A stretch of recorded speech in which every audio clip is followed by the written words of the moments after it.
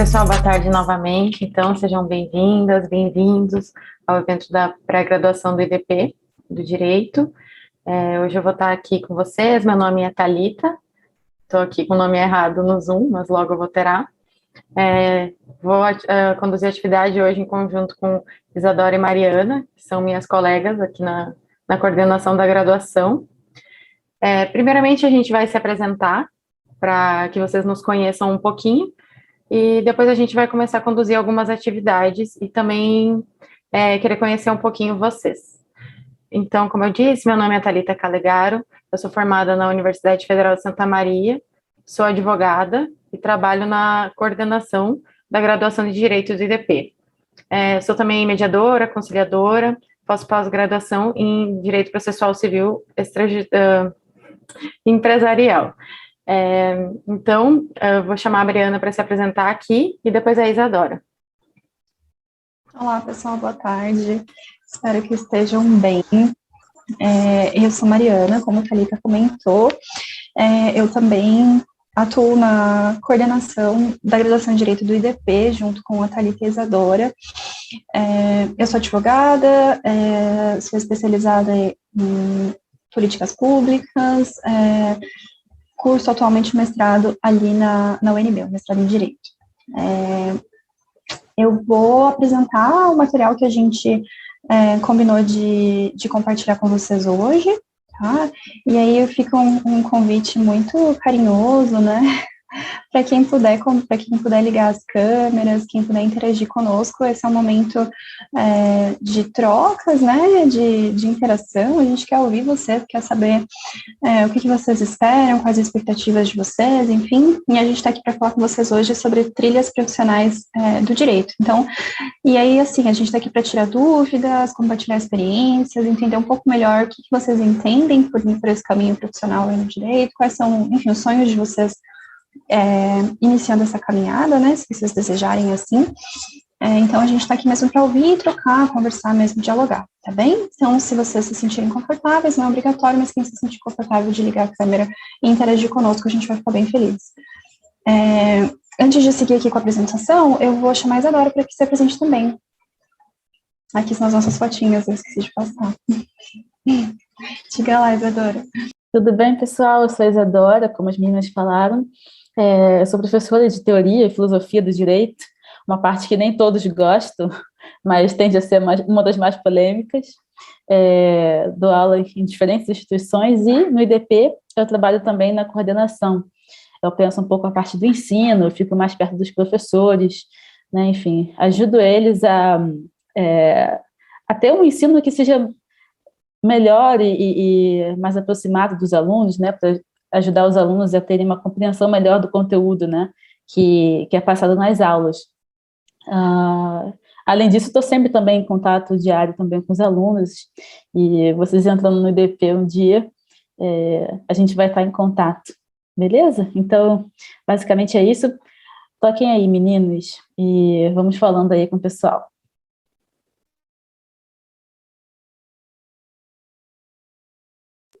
Pessoal, para a gente ir se aproximando um pouquinho mais, né, a gente vai ter alguns momentos aí que a gente vai acabar revelando coisas sobre nós, a gente, enfim, vai ter uma conversa bem próxima mesmo, então o ideal seria que a gente se aproximasse um pouco mais, quebrasse um pouco desse gelo da nossa interação virtual aqui, e para isso a gente pensou se vocês poderiam fazer a gentileza de responder essa perguntinha que a gente colocou aqui no link.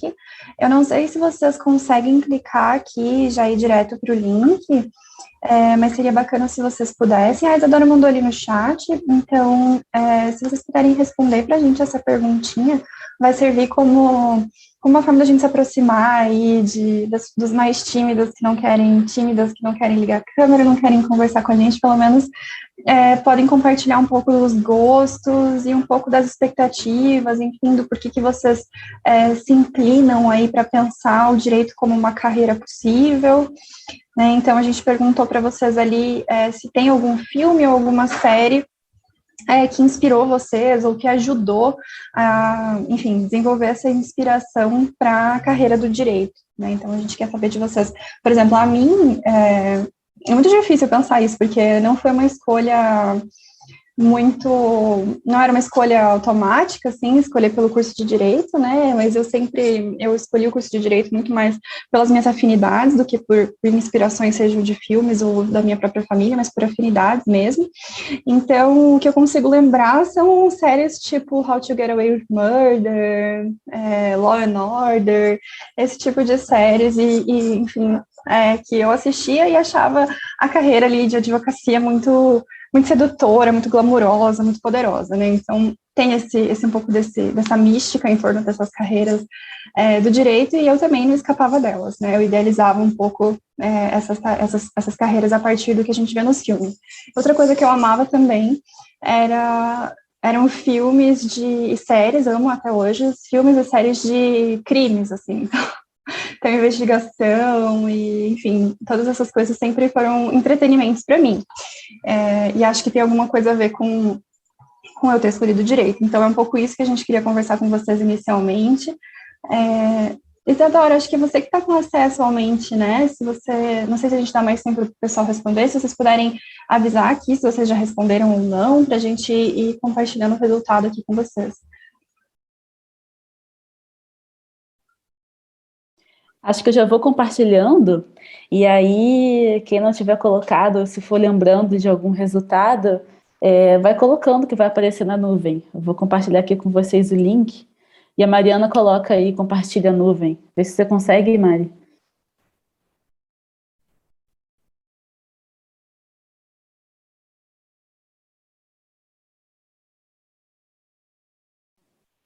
Não precisam vocês clicarem, eu acho que a Mariana clicando, acho que tu teria que interromper esse compartilhamento para compartilhar a tela desse link que eu mandei aqui. Tá. Esse aqui que você mandou agora por último, né? Vamos lá.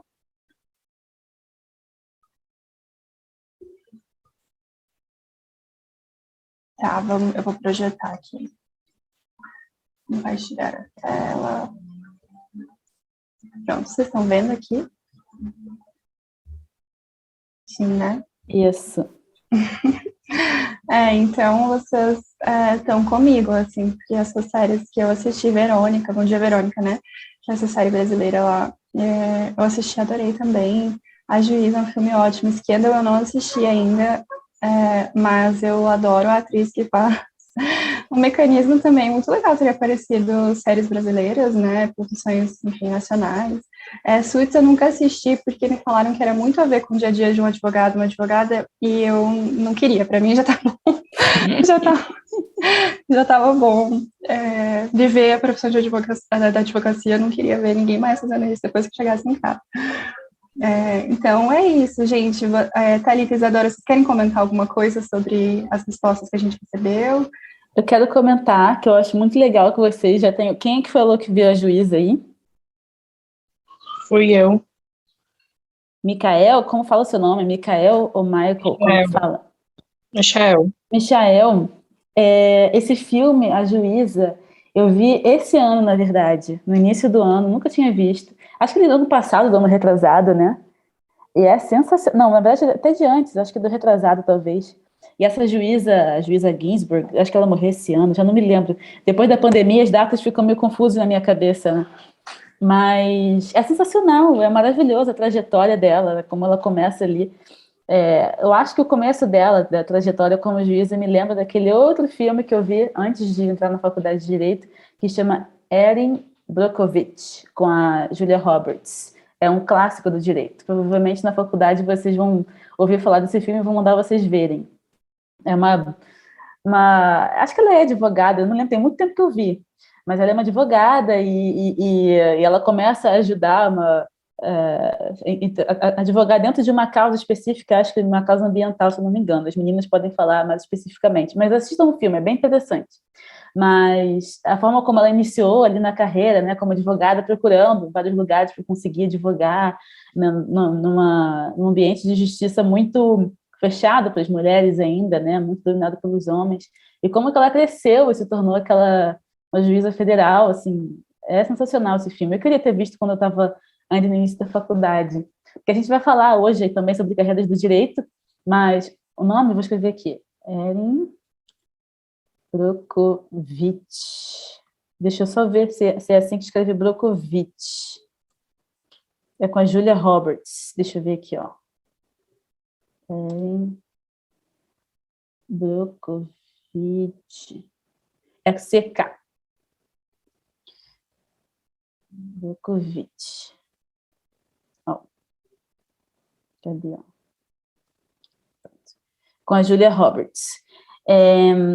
E aí, bom, é um filme bem legal, acho que tem no Netflix, em vários lugares, assim, é uma espécie de clássico dentro do direito. E aí tem a juíza que é mais recente, eu acho isso bem legal também, assim, a gente ver qual é a idade das pessoas com quem a gente está falando, né, ver como que as tendências dentro do direito mudam, né. Hoje o que influencia vocês é esse filme, A Juíza, que é bem recente, e o que eu estou falando é Erin Brockovich, ou até filmes de bem antes, tipo Arquivo X, que sei lá, nem deve ser da época de vocês também, coisas bem mais antigas.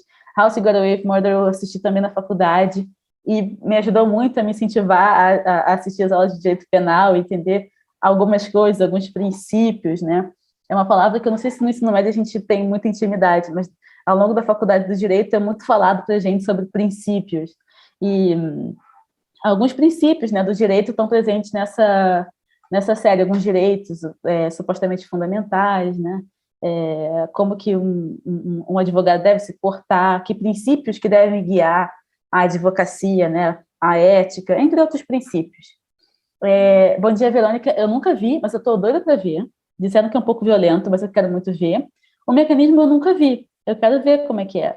E Suits também eu nunca vi, mas é um clássico, todo mundo na faculdade viu. Scandal eu assistia muito, mas eu parei de ver, acho que na 4ª temporada, não lembro, mas eu adorava.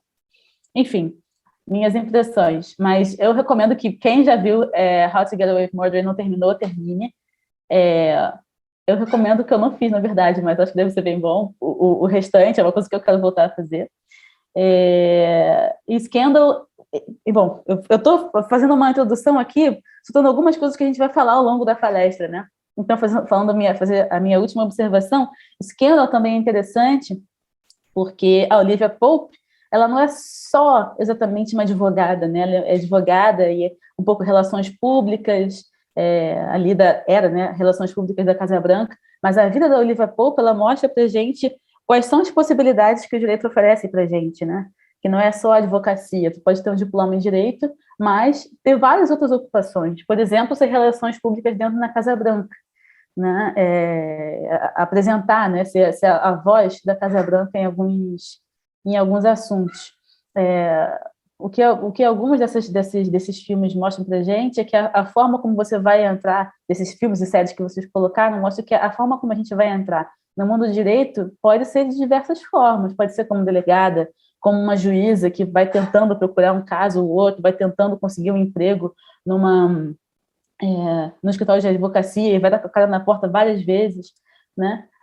Mas também você pode começar no topo da carreira, acontece também. A gente vê ali no How to Get Away with Murder, eu esqueci o nome da personagem da Viola Davis. Annalise Keating. Isso, Annalise Keating.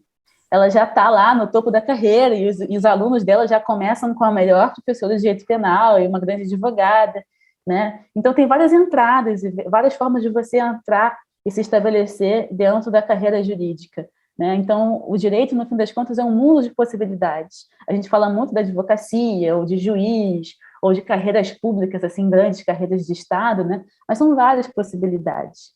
Que a gente vai falar um pouco sobre isso também hoje. Isso, o Mecanismo é sobre a Lava Jato, exatamente. Eu ainda não vi, eu quero muito ver. Que ele foi lançado ainda na época da Lava Jato, quando eu estava assim na toda, né? Eu queria ver com esse olhar de hoje, né, quando ela está sendo revisitada de diversas formas. Então, meninas, podem tocar aí. Quem quiser fazer alguma outra observação também, seja no chat, seja falando, se sintam muito bem-vindos. A gente vai falando e, por favor, não deixem de fazer perguntas, façam perguntas, falem tudo, que a gente vai comentando em cima, tá bom? Podem continuar, meninas. Eu vou voltar aqui a nossa apresentação e aí a gente vai continuando conversar sobre assuntos mais específicos em relação às carreiras, né? Então, a gente antes queria falar um pouquinho sobre esses mitos e verdades, sobre o que enfim, vocês imaginam que seja uma graduação em Direito. Eu vou passar a palavra para a Thalita para comentar um pouco mais sobre isso, mas se vocês puderem me escrevendo no chat aquilo que vocês acham que, enfim, como é que vocês imaginam o profissional do direito ideal, né? O que vocês acham que uma pessoa que vai fazer direito precisa saber, gostar e querer fazer para começar a cursar direito? O que vocês têm na cabeça sobre isso? Se vocês puderem ligar o microfone e falar, ou então deixar aqui no chat, tá bom, gente? Enquanto a Thalita vai comentando um pouquinho mais sobre essas questões. Enquanto eles vão pensando um pouquinho aí nesse perfil, eu já estou anotando aqui as dicas de filme, viu? Porque eu não olhei a Juíza, então esse final de semana eu já vou aproveitar o meu tempo para olhar esse filme que vocês indicaram, a Isadora falou tão bem. Eu lembrei também de um filme que eu olhei recentemente, mas que é um filme antigo, que é Minority Report, que é A Nova Lei, eu acho que foi traduzido, que é um filme muito interessante também, que fala sobre um pouquinho do que a gente também vai falar daqui a pouco, que são algumas novas profissões que o direito vai trazer. A gente sempre pensa em algumas carreiras específicas, mas não é necessariamente sempre essas de advogado, juiz. Segredo dos Seus Olhos é sensacional, verdade, Isadora? Então, sobre esses mitos e verdades do perfil do profissional de direito, a gente trouxe aqui nesse primeiro slide alguns mitos. Sempre que vocês forem ouvir falar sobre graduação em direito, vocês vão ouvir algum pré-perfil que é o indicado, o esperado para alguma pessoa que está querendo entrar na graduação. E esses primeiros 4, são geralmente o perfil que é descrito como. E a gente já queria falar hoje para vocês que isso é um mito. Falam que quem entrar na graduação em Direito já tem que antes gostar de ler muito. E é verdade que quem gosta de ler já vai ter alguma facilidade para conseguir entrar nesse mundo jurídico, mas isso também não é uma verdade absoluta, porque a leitura ela é um hábito que pode se desenvolver, e principalmente durante a graduação é algo que a gente sempre vai incentivar que vocês desenvolvam, e também vai ser necessário. Além disso, são leituras diferentes. Então, geralmente, o que a gente lê antes de entrar no ensino superior é diferente do que vai ler depois. Então, mesmo quem gosta de ler, vai ter que fazer uma adaptação para conseguir se adaptar a essas novas leituras. Então, a leitura ela é um hábito, ela pode ser desenvolvida, e ela é desenvolvida de uma forma diferenciada do que geralmente a gente tem no ensino médio. Então, aqui já a gente discute sobre um primeiro mito. Da mesma forma, a escrita. Sempre falam que se você não for bem na redação do Enem, se você não foi bem nas redações do colégio, você não vai ser um bom advogado, vai ter dificuldade de escrita, e da mesma forma, gente, a escrita também é um hábito que é desenvolvido, e ele é desenvolvido de uma forma muito natural, porque principalmente depois que você vai começando a ler com mais frequência palavras jurídicas, você vai conseguir começar a desenvolver. É como dizem que quando a gente começa a ler muito, a gente começa a ter um vocabulário maior. No direito é da mesma forma, a gente vai se adaptando, entendendo as palavras desse novo mundo que se abre. Sou a primeira pessoa da minha família a se formar em direito, então, quando eu entrei na graduação, eu entrei em desespero, pensei, meu Deus do céu, o que esse povo está falando? Mas a gente vai se adaptando aos poucos, vai lendo, vai entendendo tudo, e naturalmente isso vai se incrementando a nossa escrita. Então, fiquem bem tranquilos que se a escrita é algo que vocês têm um pouquinho de dificuldade, na nossa graduação, no IDP, a gente trabalha isso muito, e em todas as graduações, então vocês podem ficar bem tranquilos em relação a isso também. O terceiro ponto que a gente traz é a memorização. Todo mundo fala, tem que decorar as leis. Você vai ter que decorar todos os artigos. Algumas pessoas chegam para a gente e falam, qual que é o artigo número tal de tal lei? Gente, tem alguns que a gente naturalmente vai saber porque lida com mais frequência, mas não tem como. Vocês já viram o tamanho de um vade-mecum, que é só uma parte das leis do direito? E, além disso, as leis estão em constante mudança, porque o direito ele está em constante mudança, a sociedade está em constante mudança. Então, a memorização ela não vai ser para que você decore, mas para que você entenda, compreenda, e a partir disso consiga, então, lidar melhor com todas essas informações que vão chegar para você, não só durante a graduação, mas depois também no decorrer de toda a sua profissão de jurista. A timidez. Também falam que se você é tímido, você não tem chance, porque você vai ter que ser despachado, você vai ter que conversar com muita facilidade com as pessoas. E eu aqui também trago um relato pessoal, que eu sou uma pessoa muito tímida. Eu sou uma pessoa que tem dificuldade de falar em público, então eu trabalhei muito isso na minha graduação. Nos primeiros momentos em que eu tinha que apresentar trabalho em grupo ou trabalho eu mesma, eu tinha muitas dificuldades, ficava muito nervosa, mas isso a gente vai desenvolvendo aos poucos, principalmente quando a gente vai pegando confiança no nosso conhecimento. Então, a partir disso, você consegue ter a habilidade de chegar e expor para alguém tudo aquilo que você sabe, que você tem conhecimento, e também é algo a ser trabalhado. Então, a gente tem que ter assim, em mente que a gente tem o nosso perfil, que vai continuar sendo o seu perfil. Eu continuo sendo uma pessoa tímida, eu não sou hoje simplesmente uma pessoa que vai chegar nos lugares e vai tomar conta do lugar. Por exemplo, o meu irmão é uma pessoa que é completamente despachada, ele vai chegar no lugar, ele vai conversar com todo mundo, ele vai ser aquela pessoa que vai cumprimentar todo mundo.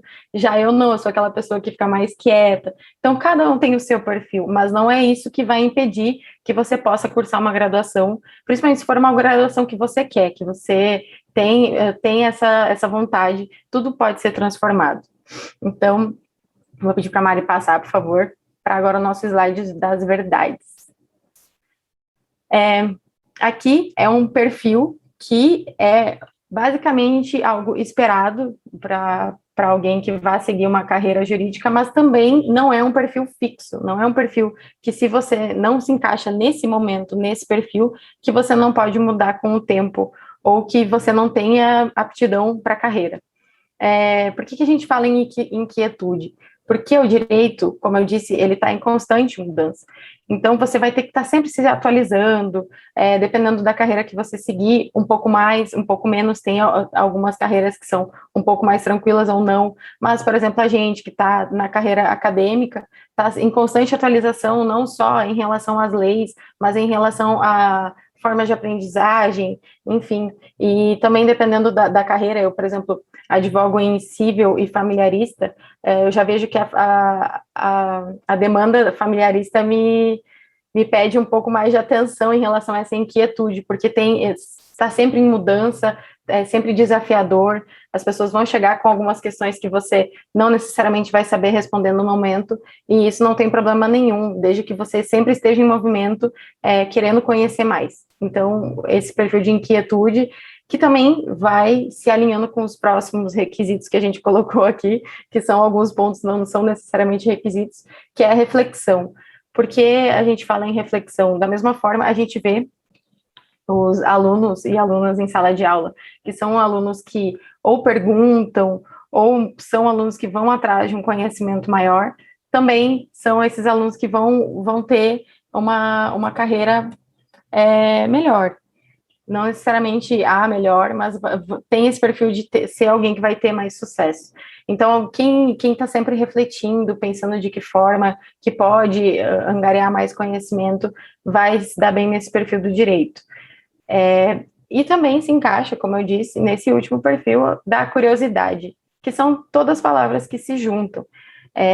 Você estar a fim de ir atrás desse conhecimento, você querer ir atrás. Então, essa curiosidade de você entrar em sites, ou ver decisões, ou que seja, dependendo da carreira acadêmica que você seguir, você está sempre se atualizando, ou das inúmeras outras carreiras. Vocês vão ver que na sequência a gente vai falar de carreiras que às vezes a gente nem pensa que pode existir no direito, está sempre em movimento.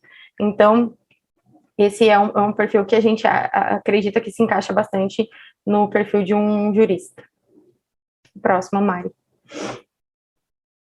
Então, aqui a gente traz, assim, uma síntese do que a gente falou anteriormente. Qual o perfil, então, do profissional de direito? Pode passar. Então, embora não haja um perfil definitivo, é seguro dizer que é um caminho certo para pessoas inquietas e vocacionadas para a reflexão, com uma pulsante veia argumentativa, além de preocupadas com soluções criativas, inovadoras e responsáveis eticamente para as demandas trazidas para o futuro. Eu chamo atenção principalmente para essa questão da veia argumentativa, que é algo que a gente também falou antes, de alguém que não necessariamente tenha a habilidade de fazer isso agora, mas também isso é muito desenvolvido durante uma graduação de Direito. Então, o perfil do profissional é essa pessoa que é reflexiva, tem vontade de argumentar, sabe principalmente argumentar, não é aquela pessoa que só acha, ela vai ter um conhecimento suficiente para poder falar sobre essas demandas que chegam e, enfim, principalmente preocupados para o futuro, porque quando a gente está numa graduação em Direito, a gente tem uma formação humanista, a gente já deixou para trás essa formação tecnicista, em que a gente somente pensava em leis e aplicá-las. Hoje a gente já pensa na sociedade em movimento, na sociedade que está sempre em busca de novos direitos, e não somente os que tem, ou então da redução dos direitos. Por isso que a gente fala, então, de pensar no futuro. Qual que é o próximo? Agora, para falar, então, do curso de Direito, Mari, Isa. Sou eu. Mari, pode passar. Uhum. Então, a gente vai falar aí um pouco sobre o curso de Direito em si, né? Como que é a faculdade de Direito, como que é a graduação em Direito. Primeiro em geral e depois em particular a do IDP. A Thalita estava falando aqui sobre olhar o vademecum, qual é o tamanho, a gente não vai ter que decorar todos os artigos. Eu não sei se vocês todos sabem o que é um vademecum, né? Porque eu só fui saber o que é um vademecum na faculdade, por exemplo, e acho que no segundo período, inclusive, porque lembro que se alguém aí já sabia o que era um vademecum, pode escrever no chat, dá para a gente saber mais ou menos, né, até que ponto que vocês estão por dentro de tudo do direito, assim, né? Mas eu cheguei na faculdade e já cheguei, assim, na faculdade grande, muita gente, aí a Esther já sabia o que era o vademecum. Eu não fazia ideia do que era vademecum. A minha mãe, ela é da carreira jurídica também, mas ela não é advogada, né? Ela é de outro setor, enfim. Ela é analista judiciária do Tribunal do Trabalho no Rio de Janeiro. Então, não trabalha exatamente com esses artigos, né? Os artigos das leis são mais acessórios no trabalho dela. Então, o que é o vademecum? Aí eu estava fazendo uma introdução sobre de que maneira que eu fui aprendendo o que era, né? Uma disciplina que estava no início da minha faculdade era a teoria do Estado. E quando na teoria do Estado, a gente vai aprender tanto a teoria do que é um Estado, por que se origina um Estado, aí vamos trazendo algumas teorias, tipo Hobbes, Locke, Rousseau, vocês devem ter aprendido em filosofia no colégio, né? Aí vai apresentando um pouco sobre contrato social, tudo isso que a gente aprendeu na escola, nessa parte de história mais antiga, assim, isso é recapitulado ali na faculdade. Acho que é mais na filosofia, na verdade, né? Não é nem na faculdade de história, na aula de história, não. Aí vai falando sobre contrato social, blá, blá, blá. Aí vai falar um pouco sobre a ideia da fundação de um Estado. Aí, passando de falar da fundação do Estado, vai falar um pouco sobre Constituição. O que é uma Constituição? O que constitui uma Constituição? Né? Quais são as partes de uma Constituição? Aí vai falar que tem aquela parte inicial da Constituição que chama preâmbulo, que é tipo lá na Constituição dos Estados Unidos, que vocês devem ter visto algum filme que fala We the People. We the People, não sei o que, não sei o que, não sei o que lá. Né? Ou seja, é o que manifesta que o povo quer fazer uma Constituição, né? Nós, o povo e tal. E a Constituição do Brasil também tem uma espécie de We the People, né? Que é o tal do preâmbulo da Constituição, que é uma parte que antecede a parte dos artigos, né? Artigo 1º, artigo 2º, etc. e tal. Então, nessa disciplina de teoria do Estado, o professor vai lá e uma das partes ele fala um pouco sobre a Constituição. Fala que existe o preâmbulo, fala que tem os textos e fala que tem uma espécie de eu esqueci como é que é aquele final do livro, enfim, um apêndice assim no final do livro, né? Enfim, outros elementos vários sobre Constituição que vocês vão aprender ao longo da faculdade. Uns vão achar uma chatice e outros vão achar super legal. Eu achava super legal, porque eu gosto de constitucional e teoria do Estado, essa é a minha área. E aí, o professor, quando ele falava sobre artigos da Constituição, coisa e tal, ele mandava a gente levar a Constituição. Só que até vendem a Constituição, o Senado também dá, se a gente manda por e-mail, pede por e-mail, eles mandam para a gente a Constituição, para os estudantes de Direito. Mas muitos alunos falavam assim, bom, eu não vou comprar uma Constituição só, né, um livrinho com a Constituição, eu vou comprar um vade-mecum. Aí eu vi uns amigos meus com um livro desse tamanho, e na sala eu ficava, gente, mas a minha Constituição é muito pequena, por que a deles é muito maior? Aí depois eu fui descobrir que aquilo que eles tinham, que era enorme, era um vade-mecum. O que é o vade-mecum? É um livro dessa grossura, mas tem alguns que são maiores, outros são mais compactos, mas é um livro que tem todas as legislações, ou principalmente os principais códigos, né? Código Penal, Código Civil, Código de Processo Civil, Código de Processo Penal, a Constituição e outros códigos, né? Códigos são... enfim, né, as teorias vão dar vários sentidos, significados para códigos, mas, de maneira geral, o que importa para todo mundo aqui, código, tipo o Código Civil, o Código Penal, é um conjunto de leis, né? O conjunto das leis mais importantes civis, né? O Código Civil, por exemplo, vai orientar, tem as leis básicas para o direito civil brasileiro. Aí vão ter outras legislações de direito civil, esparsas, né? Ou seja, fora do Código Civil. Mas o Código Civil contém a base, digamos assim. O Código Penal contém a base do direito penal brasileiro. Aí vai ter lei penal especial, leis penais soltas, assim, né? Em outros lugares. Enfim, aí, por exemplo, a Lei Maria da Penha, ela vai e entra ali para ajeitar não ajeitar, enfim, ela é uma legislação penal, acho que a Mariana poderia até dizer isso com mais propriedade, mas é uma legislação penal, mas que ela não está ali dentro do Código Penal, né?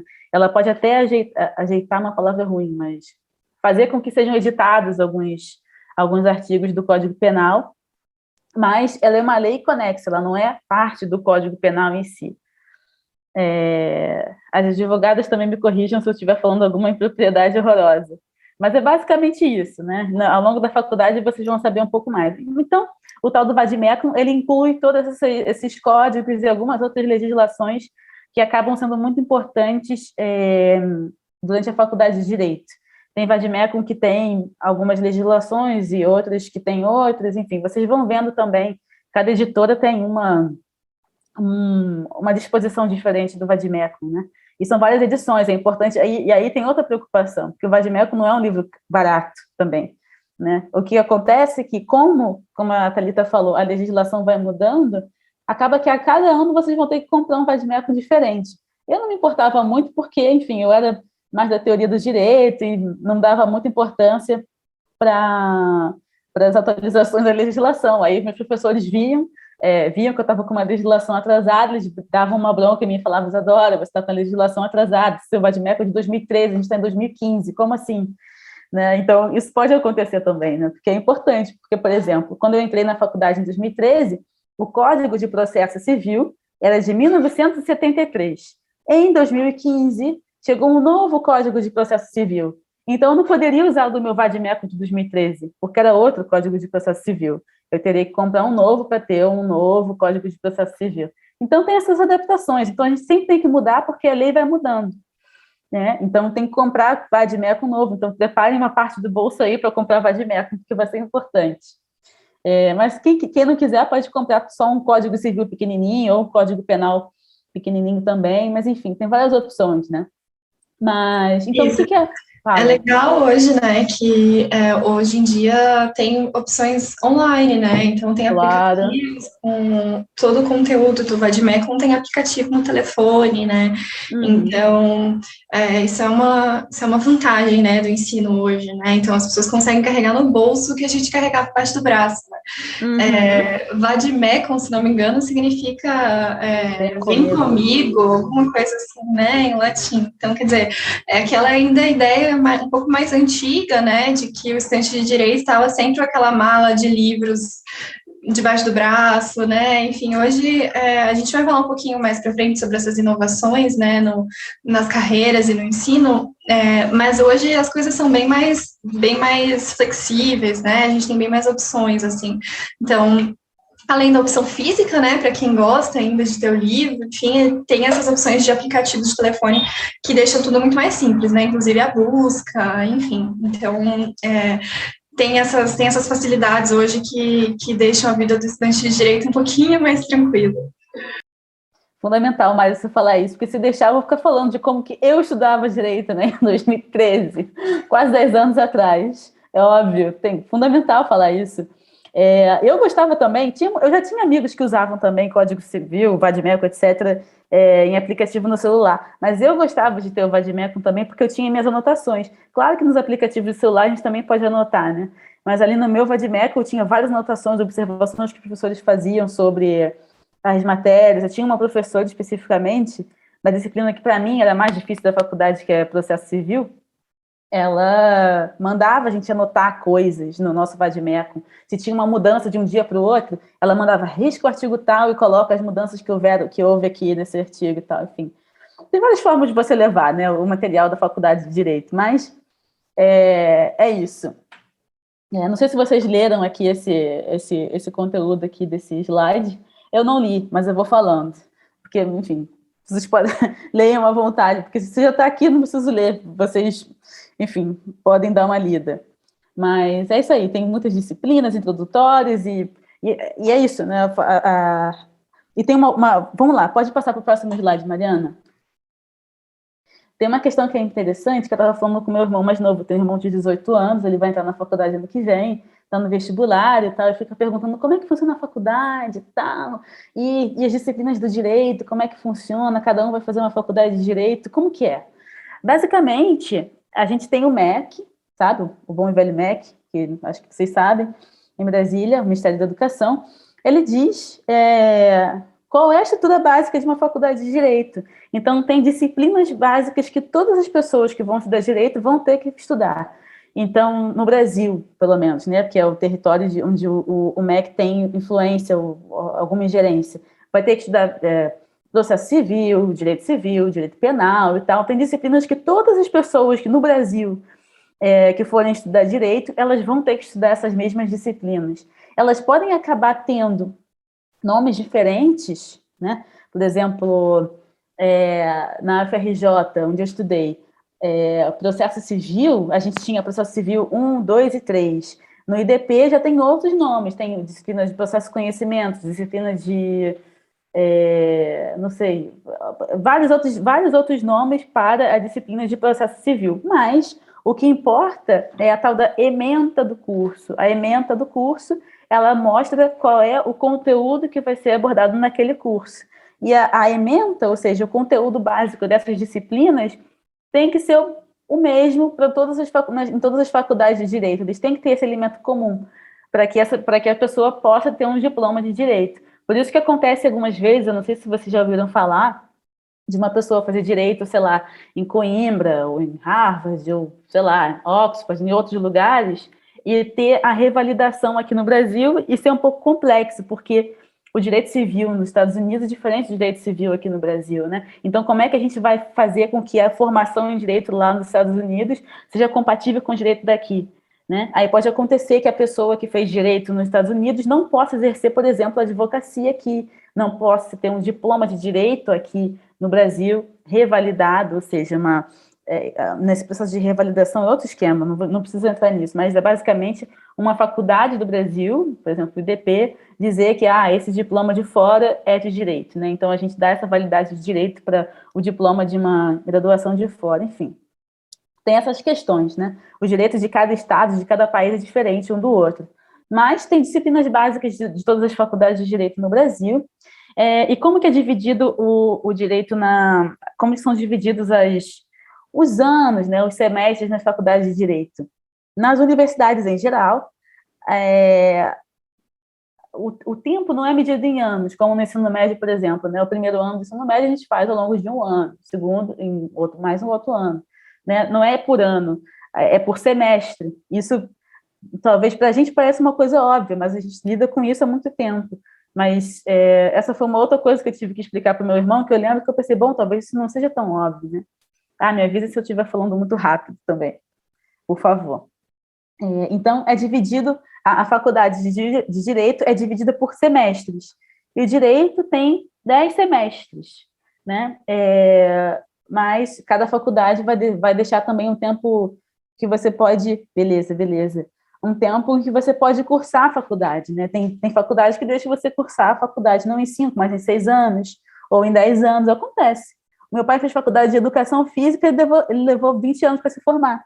Mas por quê? Porque ele cursou as disciplinas, mas ele deixou de fazer, por exemplo, o estágio. Ele devia ter feito estágio, sei lá, ao longo da faculdade, mas foi deixar para fazer estágio, sei lá, quantos anos depois. Ou deixou de fazer uma disciplina ou outra, e levou literalmente 20 anos, para ser mais preciso, 21 anos. Ele deixou de pegar o diploma, deixou de cumprir algumas questões, alguns créditos, para poder ter o diploma aí do direito, né? Então, isso pode acontecer. Eu tenho um colega também que demorou 7 anos para terminar a faculdade, mas porque ele era um estudante que não dava muita bola para o estudo em si, ele preferia ter outras ocupações ao longo da faculdade, queria ficar indo para... como é que chama? Eu estava falando com a Mariana agora há pouco, aquela festinha que tem na... Jogos Jurídicos. Né? Os Jogos Jurídicos clássicos, acho que tem também no DF. Preferia ficar indo para os Jogos Jurídicos, ia para outras atividades, centro acadêmico, entre outras coisas. Ele curtia mais assim a realidade da universidade, da faculdade, menos as disciplinas, né? Então, ele demorou bastante tempo para se formar. Não julgo, são opções que a gente faz, mas isso não significa também que ele não tem uma boa carreira aí hoje em dia. Aí, ó, Thalita, por exemplo, 6 anos de faculdade. Exatamente. Eu fiz tudo em 5, mas porque eu era super apressada, eu era meio nerd, assim, eu nunca fui em jogos jurídicos. Não sei se eu me arrependo, eu queria ter ido para poder aproveitar e saber como é que era e tal. Mas é legal, assim, né? Eu via minhas colegas, por exemplo, essa é uma das coisas que vocês vão poder fazer na faculdade. A gente tem a Atlética no IDP, que é a Suprema, tem líder de torcida, tem a equipe, o time de basquete da faculdade, time de futebol da faculdade, time, sei lá, de totó da faculdade, ou futebol de botão, né, um nome mais formal. São coisas que vocês podem fazer ao longo da faculdade, vão fazendo amigos, é muito bom. A universidade tem uma atmosfera muito legal, né? É bem parecido com o que a gente vê nos filmes mesmo. É uma coisa muito boa, fazer universidade é bom, assim, né? Tem até uma espécie de desestímulo hoje em dia para as pessoas fazerem faculdade, mas eu acho que vale muito a pena, mesmo se você não for o super estudante, que é bom a gente ser um super estudante porque, enfim, a gente tem maior conhecimento das disciplinas, né? Mas, bom, tem um bom rendimento, que no futuro pode ser importante quando você for entrar no mercado de trabalho. A gente recomenda que sejam bons estudantes, né? Deem valor às disciplinas, estudem de fato, se engajem, para ter um pouco menos de dificuldade quando vocês entrarem no mercado de trabalho e forem lá ser advogados. É bom que vocês saibam do que vocês estão falando, né? Então, a gente recomenda que vocês se dediquem também às disciplinas. Mas a gente não precisa deixar de se dedicar, de se dedicar às disciplinas e de viver a faculdade, né? Participar de jogos jurídicos e participar de centro acadêmico também, por exemplo. Enfim, não são coisas que se dissociam, né? Não são coisas que vivem uma longe da outra. Eu tinha amigos super nerds na faculdade que tiravam as melhores notas, só 9, 10, 9, 10, 9, 10, e que faziam todo o resto na faculdade, participavam do centro acadêmico, iam a todos os jogos estudantis, todos os jogos jurídicos, enfim, dava para fazer de tudo, né? Só a gente se organizar um pouquinho. Então, faculdade é uma experiência sensacional. Tá, então são 10 semestres na faculdade de Direito, que vocês podem organizar de que maneira que vocês vão aproveitar esses 10 semestres. Pode ser que existe a possibilidade da grade aberta, ou seja, tem disciplinas específicas de cada período, mas, se vocês quiserem, vocês podem deixar de cursar uma disciplina hoje, né, nesse semestre, e fazer só daqui a 2 anos. Só que aí é uma forma que vocês vão ter que pensar, por exemplo. Deixa eu pensar aqui nas disciplinas do direito em si. A gente tem uma disciplina que chama Formação Social do Brasil. É uma disciplina ali do primeiro semestre, né, do primeiro período. Isso. Tá pequenininho, não sei se vocês vão conseguir ver. Mas, se vocês quiserem, vocês podem cursar a Formação Social do Brasil lá no 5º período. O problema é que, como ela é um pré-requisito para outras disciplinas, pode ser que vocês tranquem um monte de disciplinas que era para vocês terem cursado. E isso vai atrasar a formação de vocês. Mas vocês podem, se tiver uma dessas disciplinas do primeiro período que não forem pré-requisito para outras disciplinas, né, mais à frente da faculdade, podem deixar depois, né? Cursa depois essa faculdade e cursa menos essa disciplina e cursa menos. Cursa, sei lá, 4 disciplinas ou 3. A gente vai rearranjando, né? Vocês vão pegar a grade curricular da faculdade, ver quais são as disciplinas que tem, qual que é pré-requisito para qual e tal, para ver o que vocês podem deixar para depois, o que vocês podem puxar lá da frente para cá, né? É possível vocês arranjarem a faculdade de vocês, né, a graduação de vocês, e não necessariamente cursar todas as disciplinas que estão em um período específico. Se fica confuso, vocês avisem. Mas é basicamente isso, vocês podem jogar um pouco com a grade de vocês, né? Não é igual no colégio, por exemplo, que vocês têm aula de história, e aí vão ter que fazer história, né? Vocês não podem falar, hoje eu não quero fazer a história do primeiro ano do ensino médio, né? Vou cursar depois. Não existe essa possibilidade, né? Vai ter que cursar a história ali no primeiro ano, por exemplo. Mas na faculdade de Direito, vocês podem arranjar a grade de vocês. Mari, você pode voltar no slide? Beleza. Então, são 10 semestres, as provas são bimestrais, né? Tem professores que gostam de fazer prova única só, uma prova só ao final da faculdade. É uma opção. Tem alunos que preferem para estudar tudo de uma vez, mas também tem as provas bimestrais, né? O professor vai lá, depois de dois meses, aplica uma prova. Aí, beleza, é a tal da A1, avaliação 1, e depois de 2 meses aplica a avaliação 2, pronto. E aí termina o semestre, né? Mas cada professor faz uma espécie de avaliação. Tem professores que pedem avaliação assim mesmo, né? Tipo, vai lá, todo mundo senta na sala, ou no caso aqui, no momento remoto, né? Senta em casa e faz uma prova escrita lá. Mas tem professor que passa trabalho, tem professor que passa para avaliação, em vez de prova 1 e prova 2, passa um monte de fichamentos, né?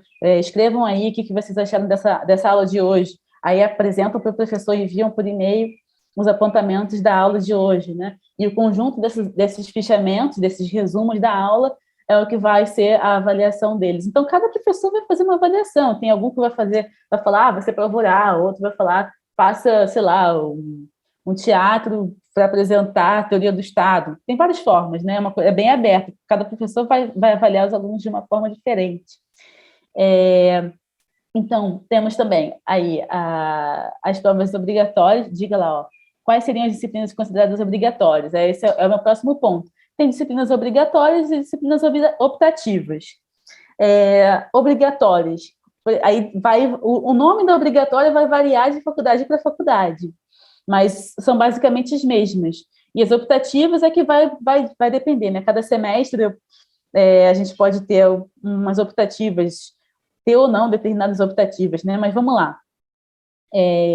No IDP, vou falar para vocês as obrigatórias no IDP, por semestre. Tem aquele slide que a Mariana passou ali, mas ele está muito pequenininho para mim. Tá lá, então ela vai ter que ficar subindo e descendo. Mas é o seguinte, ó. Primeiro período, filosofia política, formação social do Brasil, introdução ao estudo do direito, linguagem do direito, metodologia da pesquisa e teoria do Estado e da Constituição. No segundo período, análise econômica do direito, história do direito, direitos humanos e cidadania, organização do Estado, sociologia jurídica, teoria do direito privado e teoria geral do processo. Essa teoria geral do processo, né? É a disciplina que eu falei que é a mais difícil de todas. Mas para mim, que sou teórica e tudo mais, mas tem gente que acha que é moleza e tal, leva numa boa essa disciplina. Mas aí, não sei se deu para vocês pegarem, mas no início da faculdade a gente não começa ainda com artigos, lei e tal, não sei o quê. É um início mais teórico, para vocês pegarem o espírito da coisa, né? Qual é o espírito da faculdade de Direito, os tal dos princípios, né? O que orienta a graduação em Direito. Aí, ali no terceiro período, já começa Direito das Obrigações, que aí é uma parte do direito civil, Direito das Obrigações. Aí, Direitos e Garantias Fundamentais. Opa, é isso. Processo de Conhecimento, Teoria da Norma e do Crime, e Seminário Interdisciplinar, que é uma disciplina mais aberta que a gente tem também na graduação em Direito. Quarto período, Direito dos Contratos novamente. Direito dos Contratos, eu tinha falado Direito das Obrigações. Direito dos Contratos, por exemplo, contrato de aluguel, contrato de compra e venda, entre outros contratos que existem. A gente estuda de que maneira que a gente faz um contrato, né? Quais são os elementos que tem que estar num contrato e tal. Ok. Quem são as partes contratantes, essas coisas. Direito administrativo, jurisdição constitucional, que vai falar um pouco sobre o STF, né? O grosso modo é isso. Sistema recursal do processo, ou seja, tem lá aquele processo, petição inicial, etc. e tal. Aí tem o estado dos recursos, né? Vou recorrer desse negócio aí. Então, os recursos, né? A gente vai estudar esses recursos, quais são os recursos que existem no processo, nessa disciplina, sistema recursal do processo. Teoria da pena, que é uma espécie de prévia ali no direito penal. Direito internacional público, que é bem interessante. E métodos de solução de conflitos. Quinto período, direito do trabalho 1, é uma disciplina que eu gosto bastante. Execução e cumprimento de sentença. Posse e propriedade, que é outro ramo também do direito civil. Direito internacional privado. Crimes em espécie, ou seja, tipo, crime de matar, crime de roubar, crime de etc e tal, né? Crimes em espécie. Direito administrativo 2. Sexto período. Me digam se estiver muito ruim eu ficar falando todas as disciplinas obrigatórias da faculdade, tá? Sexto período. Direito processual penal, né? O Código Penal, o Código de Processo Penal, na realidade, né? Como que é um processo penal. Que uma coisa é o direito penal, você vê as leis e as penas. Outra coisa é o processo penal, né? Ver como que funciona um processo penal, né? Enfim, espero que tenha sido compreensível isso. Direito econômico, direito de família, processo constitucional, prática jurídica 1 e optativa 1. Ali no DP, vocês podem começar a fazer disciplinas optativas, ou seja, uma disciplina que não é uma obrigatória, mas que vocês obrigatoriamente vão ter que cursar. Começa isso ali no sexto período. Por exemplo, direito dos povos indígenas. Todos os alunos não vão ter que fazer direito dos povos indígenas. Essa é uma optativa. Se você quiser cursar essa, escolhe essa como uma optativa. Não, mas eu quero fazer direito e gênero. Então, faça direito e gênero. Você escolhe, né, qual optativo que você vai cursar. Mas ali no sexto período que vocês começam a poder cursar essas optativas. E a prática jurídica 1, a nossa é civil, se eu não me engano, prática jurídica civil. E ali vocês começam a apresentar, a saber como é que começa um processo, como que faz um processo, né? Como que faz uma petição inicial, quais são as partes, né, do processo, da petição inicial, né? Você bota lá, descreve quem são as partes, ou seja, quem está processando, quem você quer processar, escreve quais são os fatos, né? Qual é o acontecimento que você quer contar, que história você quer contar, né? Aí tem outras partes que eu já não me lembro mais, as minhas amigas advogadas poderiam dizer. Mas ali na prática jurídica 1, vocês vão aprender como que faz uma petição inicial, depois como que faz um recurso, né? Como que redige, né, um processo, né, propriamente. É a prática jurídica, não é mais você saber quais são os artigos, é saber como é que funciona, né? Ok. Aí, sétimo período, direito do trabalho 2, direito financeiro, direito ambiental, direito empresarial, prática jurídica 2, que é penal, aí vocês aprendem a fazer um processo penal. Optativa 2 e optativa 3. Oitavo período, direito tributário 1, né? Impostos. Seminário interdisciplinar 2, que é outra disciplina que é mais aberta. Prática jurídica 3, que aí vocês escolhem qual que vocês vão fazer. O IDP tem várias opções de prática jurídica. Tem clínica de advocacia, clínica de direitos humanos, prática jurídica trabalhista, entre outros, tem vários tipos. Tópicos especiais, que é uma disciplina que vai repescar alguns conteúdos que vocês passaram, né, nas disciplinas ao longo da faculdade. Direito do consumidor e mais optativos. Nono período, já acabando. Tributário 2, tópicos especiais 2, prática jurídica mais uma, direito empresarial, aí começa TCC, né, trabalho de conclusão de curso, vocês já começam a pensar o que vocês vão escrever no final da faculdade, ali no nono período, vão aprender a escrever uma monografia, né, um TCC, coisa e tal, mais optativas, e aí no décimo período já é a conclusão do TCC, né, você já tentar fazer o formato final do TCC para vocês apresentarem no final do ano e defenderem, concluir a graduação, mais uma disciplina de seminário interdisciplinar, uma disciplina que chama Direito, Tecnologia e Inovação, que é bem interessante, é necessária hoje em dia, né? Para vocês terem uma formação diferente da minha, por exemplo, que não usava celular para poder usar o Vademécum e outros códigos. Enfim, vai falar de que maneira que o direito e a tecnologia se conectam, né? E é uma disciplina importante, por exemplo, para quem quer trabalhar em startups, por exemplo, né? E existe essa opção, né? A gente vai falar isso um pouco mais à frente. Mais optativas e mais outra prática jurídica. São 5 práticas jurídicas, então, ao longo da faculdade, e 9 optativas, mas se vocês quiserem, vocês podem fazer mais. Então, basicamente, são essas disciplinas obrigatórias na faculdade de Direito. E as optativas, vocês têm que cursar essas 9 optativas, as que vocês quiserem, né, e que tiverem disponível, né, na faculdade. Tem alguma pergunta? Mari, pode voltar, por favor, eu vou acender a luz aqui porque está escurecendo. Só um minuto.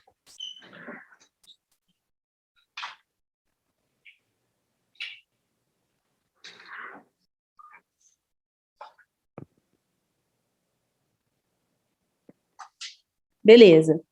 Então, essas são as disciplinas. Aí, a grade aberta é aquilo que eu falei para vocês, né, que vocês podem fazer, podem puxar uma disciplina lá da frente ou botar para fazer depois uma disciplina mais daqui, do início da faculdade, etc. Essa é a ideia de grade aberta, né? A possibilidade de vocês ajeitarem a grade do jeito que vocês quiserem. Nem toda faculdade dá essa possibilidade, mas o IDP dá, e eu diria que é bem comum isso, a possibilidade de grade aberta. As práticas jurídicas é aquilo que eu falei para vocês, né? Como é que vocês vão trabalhar propriamente mesmo, né? Quando na advocacia, as práticas são basicamente para advocacia, mas também é importante para advocacia pública, por exemplo, né? Coisa que a gente vai falar mais à frente, também para um juiz é importante ele saber com o que ele está lidando, né? O que é uma petição inicial, o que é um recurso, se aquele recurso ali está certo, foi bem redigido, se a petição inicial também está certa, essas coisas. Deixa eu ver a pergunta do Michael. Essas práticas jurídicas a gente pode ir mudando ao longo do semestre, tipo direitos humanos no próximo semestre tributário? Eu não sei se eu entendi. Você quer explicar melhor, Michel, a sua pergunta? É porque você falou que a gente já na segunda prática jurídica, a gente já começa a escolher, né? Tipo, se é direito humano, se é não sei o quê. Uhum. Aí, tipo, disso eu vou seguir esse lugar que eu escolhi, tipo, eu escolhi direitos humanos, todas as minhas práticas jurídicas vai ser relacionada a isso? Não. Aí, assim, ó, no IDP, você pode começar a escolher a partir da terceira, na verdade. A prática jurídica 1 é civil, a prática jurídica 2 é penal, e da terceira em diante você pode escolher. Mas aí vai depender da prática jurídica que a gente tem no semestre. Então, normalmente a gente oferece prática jurídica constitucional, aí você aprende a fazer um processo constitucional. Tem uma que chama clínica de advocacia. Eu não sei bem no que trabalha na clínica de advocacia, não. Mas é outra prática jurídica. Tem a prática jurídica de direitos humanos também. Tem a trabalhista. Estou pensando aqui se tem alguma outra diferente também. Constitucional, trabalhista, direitos humanos. Tem algumas áreas. Diga, Mari. Mas, de qualquer forma, né, Isa, fica a critério do aluno e da aluna escolher esse direcionamento a partir das 2 primeiras, né? Uhum. O que a gente pensa, assim, quando a gente formula a grade dessa maneira, é que a gente entende que a prática 1 e 2 são civil e criminal, penal, né? Porque essas duas são 2 grandes ramos do direito, são 2 ramos basilares do direito, né? Então, das concepções, assim, da prática civil e da prática penal, derivam muitas outras atuações, né? Então, por exemplo, a advocacia em direitos humanos ou a prática em direitos humanos vai acabar utilizando muito das duas outras práticas iniciais, assim como a prática trabalhista. Então, a concepção é de que as duas primeiras práticas são as mais basilares, são as mais fundamentais, e a partir da terceira, então, a prática 3, 4 e 5, ficam a critério do aluno aí, como uma janela de direcionamento dos seus próprios interesses no curso, né? Então, por exemplo, se você é uma pessoa que deseja aí, ou tem algum direcionamento para ser advogado trabalhista, então você faz uma prática trabalhista, mas nada impede que no semestre seguinte você faça a clínica de direitos humanos, por exemplo. Não tem essa limitação. Então, você pode escolher uma prática e mudar completamente de ramo depois. A gente entende que a graduação é um momento de vocês irem experimentando e irem conhecendo as áreas diferentes. Por isso que o EDP oferece essas práticas diversas, assim, e dá a possibilidade dos alunos escolherem. O que a gente amarra um pouquinho mais vocês é nessas duas primeiras práticas, que são desses dois ramos que a gente entende mais fundamentais. Não sei se... Acho que era um pouco isso a tua pergunta, né? Desculpa te interromper, Isa, só para a gente ir pensando juntas, assim. Claro, isso tem outra observação. Aí vocês não podem repetir a prática, tipo, eu quero ser advogado trabalhista, então eu vou fazer as 3 práticas, né? Tipo, 1, 2, 3, 4, 5. As 3, 4, 5, eu vou fazer tudo trabalhista. Não, você só pode fazer uma vez a prática trabalhista, até porque não tem necessidade de fazer a mesma prática 3 vezes. Faça a prática trabalhista agora, aí semestre que vem você pega outra e depois pega outra, né? E vai experimentando. Eu gosto de trabalhista, mas uma coisa muito importante que vocês vão ver ao longo da faculdade é que as nossas vontades e os nossos gostos, eles mudam muito. Eu entrei na faculdade querendo ser juíza, eu tinha certeza absoluta que eu ia ser juíza e tal, Ginsburg da vida, né? Eu tinha certeza que eu ia ser juíza, mas aí eu fui passando na faculdade e falei assim, meu Deus, nunca que eu vou ser juíza, de jeito nenhum. Né? Aí tive vontade de ser advogada, porque eu fiquei vendo Scandal e How to Get Away with Murder um tempão, e eu quis fazer advocacia, queria ser advogada. Mas aí depois revi e resolvi que queria ser professora. Né? Então tudo vai mudando muito. Então por isso que é importante vocês irem experimentando, né? Não se fechem ao longo da faculdade. Né? Então se vocês gostam de trabalhista, pensem, bom, ok, fiz aqui trabalhista, mas semestre que vem eu vou fazer outra prática e não vou me fechar, tipo, eu odeio direitos humanos.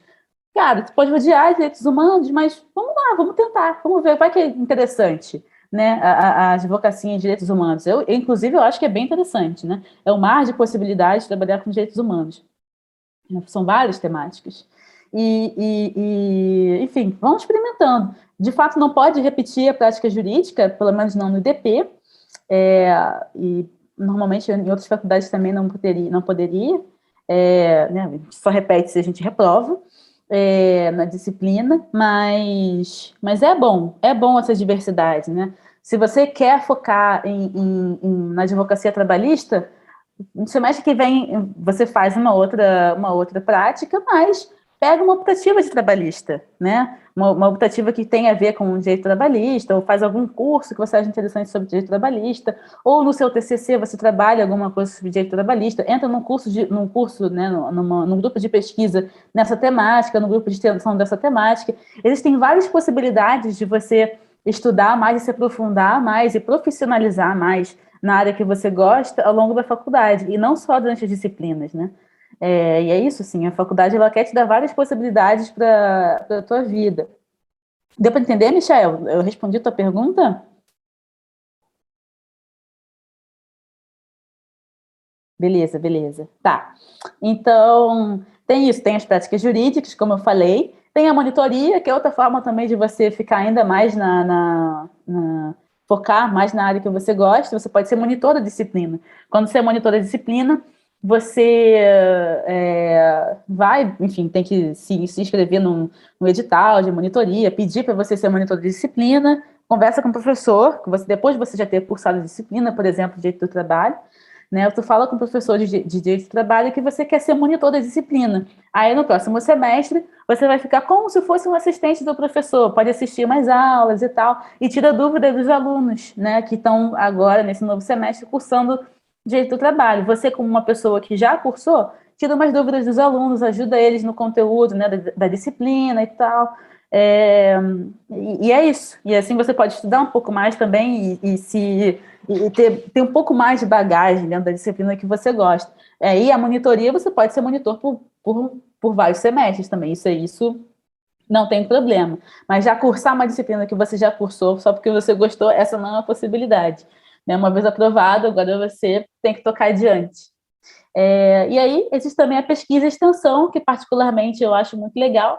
Você entra no grupo de pesquisa da sua escolha, na área que você gosta mais, e você vai pesquisar os temas mais atuais dentro da área que você gosta, né? E depois publicar um artigo sobre isso, publicar uma matéria em algum tipo de jornal, enfim, tem várias possibilidades, isso dentro da pesquisa.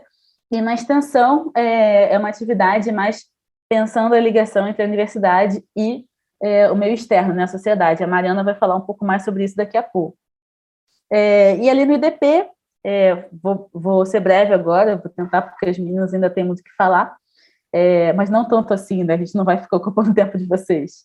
É bom falar um diferencial do IDP, enfim, é uma das melhores universidades, né, uma das melhores instituições de ensino superior do Distrito Federal, está entre as melhores, se não a melhor de fato, entre aprovações na OAB, né, entre as privadas, é a melhor, o IDP. Isso é um elemento de destaque, né, no fim das contas, mesmo que a gente não vá exercer a advocacia, é importante que tenha OAB, né? Enfim, amigos meus que são professores mesmo fizeram OAB, é sempre importante, se você não fosse advogado, é uma carta na manga que você pode ter, né? Porque no fim das contas sempre vai ter alguém para ser defendido. Então, ter OAB é importante. E nós somos no topo desse ranking de aprovações na OAB. O nosso corpo docente de alta qualidade são mestres e doutores, basicamente, a maioria dos nossos professores, e eles ocupam altos cargos, né, na carreira jurídica, né, tem ministro do STF, ministro do STJ, procuradores da República, pessoal na AGU, no MPF, né, Ministério Público Federal, na advocacia, pessoas que são de dedicação exclusiva no ensino, né, ou seja, que só ensinam, o que não é ruim, muito pelo contrário, né, isso tende a ser uma pessoa que tem uma capacidade de dar aula ainda mais especializada, né, ele vai dar uma aula mais profunda, com mais conhecimento naquilo que ele está ensinando, né. O interessante também da gente ter professores que são das carreiras jurídicas é que eles vão dar uma aula que vai mostrar para vocês o que importa, né, naquela disciplina, por exemplo. Vai qualificar vocês também, né, naquele conteúdo. Mas, de maneira geral, seja professores de dedicação exclusiva, seja professores que exercem outras carreiras jurídicas, o nosso corpo docente é muito qualificado. E isso dá um diferencial muito importante para os nossos alunos, e isso é determinante para a forma como vocês vão entrar no mercado de trabalho. E, no final das contas, a faculdade é isso, né? É uma preparação para o mercado de trabalho. Se o IDP dá para vocês a melhor formação, a tendência é que vocês consigam os melhores empregos no Distrito Federal ou fora de Brasília também. A gente tem importantes parcerias internacionais, ou seja, com outras universidades, né, de fora do Brasil. Tem na Argentina, nos Estados Unidos e em vários outros países, Itália, a gente tem vários alunos nossos na Itália. O intercâmbio é a partir de qual semestre? Não sei te dizer. Você sabe, Mari? Eu não sei te dizer. A gente tem uma outra colega que trabalha mais com isso. Em geral, Letícia, a gente... isso depende muito do convênio, né, com a universidade, então isso é sempre uma tratativa entre o IDP e a faculdade que vai receber os nossos alunos, né, então às vezes a faculdade demanda que sejam alunos de um período específico para cursar uma disciplina específica, então isso varia muito de localidade para localidade, sabe, do convênio que a gente firmou com essa universidade. Porém, o que eu consigo te adiantar, assim, é que em geral a gente não firma convênios que disponibilizam intercâmbios muito cedo na faculdade, né, então a partir do primeiro semestre, por exemplo, a gente, em geral, não envia os nossos alunos para experiências de intercâmbio, porque a gente entende que enfim, precisa haver um pouco mais de segurança ali da pessoa dentro do curso, a pessoa precisa ter transitado e conhecido um pouco mais do próprio IDP, para daí se sentir um pouco mais segura para ir cursar um intercâmbio. Mas a partir do segundo semestre, em geral, já há possibilidades de, por exemplo, cursos curtos, eventos no exterior, enfim, esse tipo de coisa, mas é só ali logo no iniciozinho que a pessoa ingressa, no primeiro semestre, que a gente, em geral, não desenvolve iniciativas de internacionalização, mas para segurança mesmo das pessoas, enfim, porque, né, viajar e de ter uma experiência fora, demandei uma proximidade com a instituição um pouco mais intensa, né? Então, a gente acredita que a experiência no exterior mesmo vai ser mais enriquecida um pouquinho para frente, mas aí a partir do segundo semestre a gente já consegue pensar outras iniciativas, assim. Mas fiquem tranquilos que isso é sempre muito bem divulgado entre os nossos alunos, a gente tem um setor específico de internacionalização, né, que é uma assessoria disso, então é um setor todo especializado para daí dar todas as informações e ir preparando vocês, se for o caso, né, de já ingressar na faculdade de Direito, já com esse direcionamento para iniciativas de intercâmbio, a nossa assessoria está à disposição para ir treinando vocês, para ir mostrando as oportunidades e ir dialogando nesse sentido e aproveitando as melhores iniciativas aí que o IDP pode oferecer. Então, é um pouco isso, assim, que a gente tem feito. Isso mesmo. E é muito bom. Isso é uma coisa que eu gostaria de ter feito na faculdade. Eu queria ter aproveitado mais as oportunidades que a faculdade dava de internacionalização, né, e ter feito um intercâmbio, né? Enfim, é muito bom, uma experiência enriquecedora para a gente. Ela faz mais sentido ainda para algumas carreiras que a gente queira cursar, né, que vocês queiram seguir, na realidade. Mas acho que, independentemente da carreira que vocês queiram seguir no direito, ter uma experiência de internacionalização é muito legal, é muito importante, e é bom, gratificante, né? Além de ser legal, né? Estar fora do Brasil, estudando fora do Brasil, ter essa experiência, né? De falar outra língua e tal, ou não necessariamente outra língua, né? No caso, se vocês forem para Portugal, mas viver outro país, viver uma certa independência, eu acho que é muito bom, até para a maturidade de vocês, né? Amadurecimento acadêmico de vocês e pessoal também.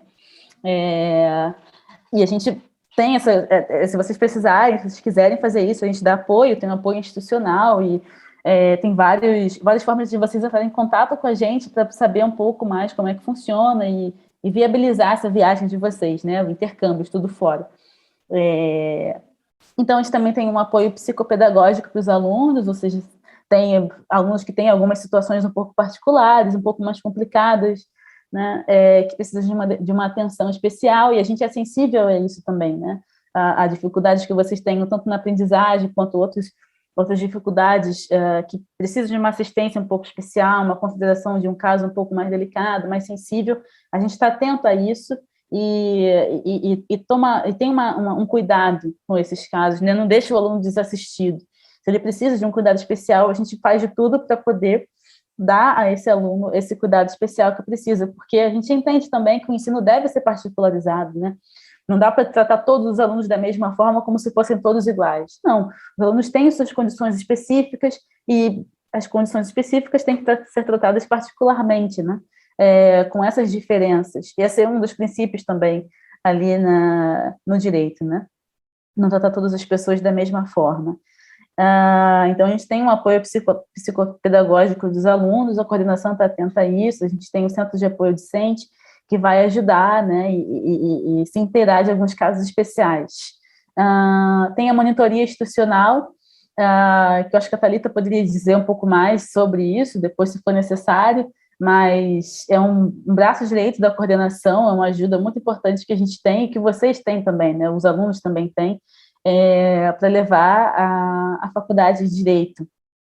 Tem a avaliação institucional também, que é uma ferramenta que a gente tem de diagnóstico para saber da graduação, né? Como é que está sendo a graduação para vocês, o que vocês estão achando, como é que está sendo o desempenho de vocês ao longo das disciplinas.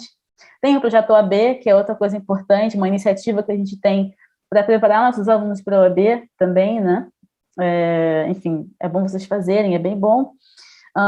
Tem o IDP Consciente, que é um projeto que a gente tem no IDP, que é para uma espécie de um projeto que a gente tem anual no IDP para que o IDP ajude a gente a pensar, ajude tanto o corpo administrativo, né, tanto o corpo docente, o corpo dos alunos também, a se inteirarem de alguns temas que são específicos, né, que são importantes. Por exemplo, esse ano, a gente está na temática do IDP Consciente sobre questões raciais, né? Vendo aí do marco das grandes discussões que foram trazidas no ano passado. Já para 2021-22, as temáticas vão ser diferentes. Cada ano vai ser um projeto diferente, né? Um processo de conscientização do IDP em geral, é para todo mundo, e também é aberto à comunidade. E a gente também tem disciplinas de inverno e de verão, que são, não é sempre as mesmas disciplinas, e as disciplinas, no fim das contas, elas são lançadas quase perto ali do período do inverno ou do verão, e é uma forma de vocês cursarem, em vez de cursar uma disciplina específica ao longo de um semestre inteiro, ou seja, sei lá, de março a junho, vocês vão cursar essa disciplina no verão, por 2 semanas, ou no inverno por 2 semanas. É batidão, né? São aulas todos os dias dessas disciplinas. Vocês podem se inscrever em todos ou em algumas disciplinas, mas são todos os dias as aulas, né? Então, é bem intenso. E é para fechar a carga horária dessas disciplinas. No inverno ou no verão. Deixa eu ver. O que mais que tem aqui? Tem a Pacta, que é a nossa empresa dos nossos estudantes, né? Uma espécie de empresa júnior, é bem interessante. Tem a Atlética, como eu falei para vocês, tem a Sociedade de Debate, que é bem legal, particularmente eu acho sensacional, que é boa. É bom para os alunos, por exemplo, os que são mais inibidos, ou até os que gostam mais de falar também, desenvolverem essa capacidade de oratória, né? De falar, de se inserir em um debate, em ter argumentos e falar mais publicamente. É um grupo bem legal que tem na faculdade. E acho que o que eu tinha para falar era isso, pessoal. Agora eu vou passar para os meninos, para a Mariana, para a Thalita, para irem tocando essa nossa conversa de hoje. Mari, antes de você seguir, eu posso explicar a monitoria institucional? Claro, vai lá. Eu acho que é importante falar um pouquinho mais sobre isso, porque a Isa falou para eu falar, porque eu fiquei 1 ano como monitora institucional no IDP. E eu queria explicar melhor para vocês o que é esse trabalho, assim. Principalmente, ele se fortaleceu agora durante o período remoto, na pandemia, porque ele é um trabalho mais especializado em que o aluno ou a aluna vai ter um acompanhamento mais perto de uma pessoa que é uma monitora institucional. Nós temos um time de, não sei quantas são várias monitoras institucionais, e elas vão estar em contato direto com esse aluno ou essa aluna. Digamos que você tem alguma dúvida. Eu não sei a que setor recorrer, eu não sei o que fazer nesse momento, eu perdi uma prova, o que eu faço? Eu estou com problema financeiro, o que eu faço? São diversas demandas que podem chegar. Então, vai ter essa monitora institucional que vai estar em contato direto com você. Se você quiser, você liga. Se você quiser, você manda um WhatsApp. Se quiser, manda um e-mail. Então, é um trabalho que ele é diferenciado justamente porque ele é individualizado. Então, você, com certeza, não é só mais um. A gente já demonstrou aqui que tem diversos programas e projetos que são pensados para isso, mas tem também essa possibilidade do contato por telefone, né, que é uma tentativa de um contato mais humanizado, já que a gente teve esse período remoto. Mas, de qualquer forma, a monitoria ela já existia antes. Então, além desse acompanhamento por WhatsApp, telefone, as monitoras também elas participam das aulas, principalmente do 1º e 2º semestre, para tentar fazer essa recepção de quem está chegando e conseguir entender melhor o que cada um quer, para onde cada um vai. Então, vamos supor que a gente está numa aula de 1º semestre e eu vejo que o Michael, por exemplo, ele tem um interesse maior por alguma disciplina ou por algum assunto. E eu vejo que vai ter um congresso, um seminário, algo nesse sentido. Então, eu mando para ele, olha só, você viu isso aqui?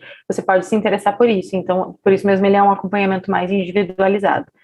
Mas seria isso que eu teria para falar. Agora, a Mariana vai falar sobre ensino, pesquisa e extensão. Obrigada, Thalita. A experiência da monitoria institucional é uma experiência muito, muito única mesmo do IDP, assim. Enfim, se vocês tiverem a oportunidade de ingressar na graduação em Direito do IDP, vocês vão ver como contato próximo com elas faz diferença, assim, na facilitação aí de toda essa experiência do ensino. Isadora comentou sobre a graduação em Direito, né, e comentou sobre como as instituições de ensino superior, elas precisam cumprir uma série de requisitos por força de legislação mesmo, né, então tem o MEC que regula aí toda a grade, enfim, e também ele, todas as normativas de ensino superior, elas impõem, né, para as instituições que estabeleçam iniciativas de ensino, pesquisa e extensão. Se alguém já ouviu falar de pesquisa e extensão, escreve ali no chat para mim, eu ligo o microfone, me conta, porque eu vou ficar muito curiosa para saber quais as percepções de vocês sobre esse assunto, mas a verdade é que ela é um princípio, inclusive, constitucional. A nossa Constituição, ela fala que o ensino superior, ele está baseado na indissociabilidade entre esses 3 pilares, né? Então, o que isso significa, afinal de contas, então?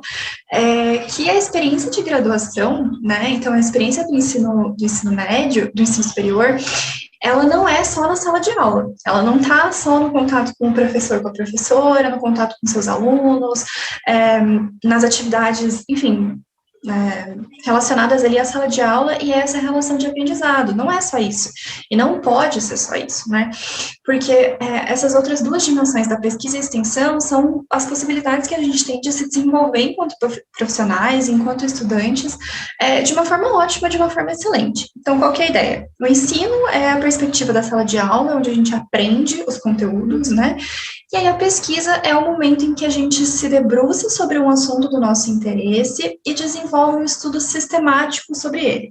Então, a gente vai estudar um assunto, a gente vai revisar esse assunto na literatura, na ciência, né? Então, por exemplo, se eu me interesso por direito penal e criminologia, que são assuntos que, em geral, conquistam o coração dos alunos que começam no direito, né? Para quem gosta de How to Get Away with Murder aí, talvez dar um Google em criminologia vai ser interessante aqui depois dessa nossa aula. Então, se eu ingresso na faculdade de Direito, esses 2 assuntos me interessam, enfim, me mobilizam de alguma forma. Eu vou aprender esses conteúdos nas disciplinas, nas aulas, e eu posso desenvolver uma pesquisa sobre isso, se for do meu interesse, que vai significar olhar os artigos científicos sobre isso, ler de uma forma aprofundada, escolher uma técnica, um método de pesquisa, ter orientação de um professor ou uma professora, que vai guiar aí os seus primeiros passos, né? Vai ser também se envolver com grupos de estudo ou grupos de pesquisa, que no IDP a gente tem vários, né? A gente tem, enfim, mais de 50 grupos de estudo de pesquisa, dos quais nossos alunos podem participar, e é uma forma de começar nesse mundo da pesquisa, que é levar adiante aí tudo que a gente aprende na sala de aula, se aprofundar e desenvolver contribuições para esse campo, né? Então, eu não vou só ficar lendo, respondendo exercícios, praticando como se faz peças, não. Eu vou mesma ser agente na construção do meu conhecimento e também vou contribuir para que as outras pessoas conheçam e se aprofundem, por exemplo, nesse tema da criminologia. Então, se é um tema que me interessa e eu quero, por exemplo, me aproximar de um grupo de pesquisa sobre isso, eu vou procurar os professores e professoras que dão essa disciplina na faculdade onde eu estou. Vou falar, professora, veja, eu gosto muito desse assunto, a gente pode montar um grupo de pesquisa, ou eu posso participar do seu grupo de pesquisa, e eu vou escolher um pequeno pedacinho desse grupo, por exemplo, direito penal e drogas, por exemplo, criminalização das drogas, enfim, e eu quero estudar isso, eu quero saber como é que as pessoas que estudam isso, como que quem pesquisa no direito tem entendido esse tema. E aí eu vou me debruçar sobre isso, vou contar com a orientação de um professor e uma professora e vou produzir conhecimento sobre isso. Vou produzir ciência sobre esse assunto, mesmo estando na graduação. É com isso que as instituições de ensino superior têm que estar preocupadas, e é com isso que o IDP também se preocupa muito, né, com uma série de iniciativas aí de incentivo à pesquisa. Então, a gente fornece, inclusive, bolsas de pesquisa para os nossos alunos, né, nossos alunos que se interessam em começar no caminho da iniciação científica, que a gente chama, vocês vão ouvir muito falar disso quando vocês ingressarem na faculdade, que é o primeiro passo de quem começa a pesquisar na graduação, né. A iniciação científica é um momento em que você tem orientação de um professor para produzir aí um artigo, um relatório de pesquisa, algum produto final aí que consolide as suas investigações nesse ambiente da pesquisa. Em geral, as instituições de ensino superior, elas concentram as suas iniciativas de pesquisa lá no TCC, que é o trabalho de conclusão de curso. Essa é a única, talvez, iniciativa de pesquisa que é obrigatória dentro da graduação em Direito, né? Então, todo mundo vai ter que cursar suas disciplinas e lá no final da sua graduação vai ter que escolher um tema do seu interesse e desenvolver um trabalho de conclusão de curso. Falando assim, parece um monstro de 7 cabeças, uma coisa super complicada, mas assim, a gente sempre repete isso aqui dentro do IDP, que os nossos alunos e alunas, eles são muito bem preparados para esse momento de TCC. Ao contrário da maioria das instituições de ensino superior, os nossos alunos, eles não vão ser confrontados com a pesquisa pela primeira vez no TCC. Os nossos professores e professoras são muito preparados para ir conduzindo vocês com naturalidade para esse processo. Vocês vão ver que os nossos alunos e alunas são pesquisadores e pesquisadoras quase natos, assim, eles desenvolvem esse interesse e têm as ferramentas para conseguir desenvolver e aprimorar esse interesse. Então, a gente se preocupa muito com isso. O IDP nasce, né, com uma vocação muito intensa para pesquisa, ele nasce como um instituto de pesquisa na origem, e as graduações, as pós-graduações vão se desenvolvendo a partir daí, e a nossa graduação em Direito acaba absorvendo essa vocação com muita intensidade. Então, se eu fosse ficar falando para vocês sobre todas as iniciativas de pesquisa que a gente tem, enfim, a gente ia sair daqui hoje, e não é o objetivo, mas é só para adiantar para vocês, assim, que a pesquisa é um universo apaixonante, é muito interessante, é onde eu, pelo menos, mantive o meu interesse ao longo da minha graduação, né? É comum que a gente se sinta um pouco desestimulado com a carga de disciplinas, né, e com essa perspectiva, às vezes, muito passiva, né, de absorção de conteúdo, a gente assiste uma aula e tem que entregar um trabalho, fazer prova, enfim, em nenhum momento da graduação parece que a gente se sente autônomo, se sente agente e construtor do nosso próprio conhecimento, e a pesquisa é uma oportunidade excelente para que isso aconteça. Vocês vão escolher um tema de interesse e vocês vão ter orientação de pessoas capacitadas para desenvolver esse tema. E ainda por cima, no final, vocês com certeza vão estar contribuindo aí de uma forma muito importante para o campo em que vocês estão inseridos, né? Então, ali no Direito, vocês vão acabar produzindo textos que vão ser lidos pelas pessoas que trabalham com isso, enfim. Então, a pesquisa é mesmo uma oportunidade excelente para a gente se encontrar aí de uma forma mais autônoma dentro da graduação.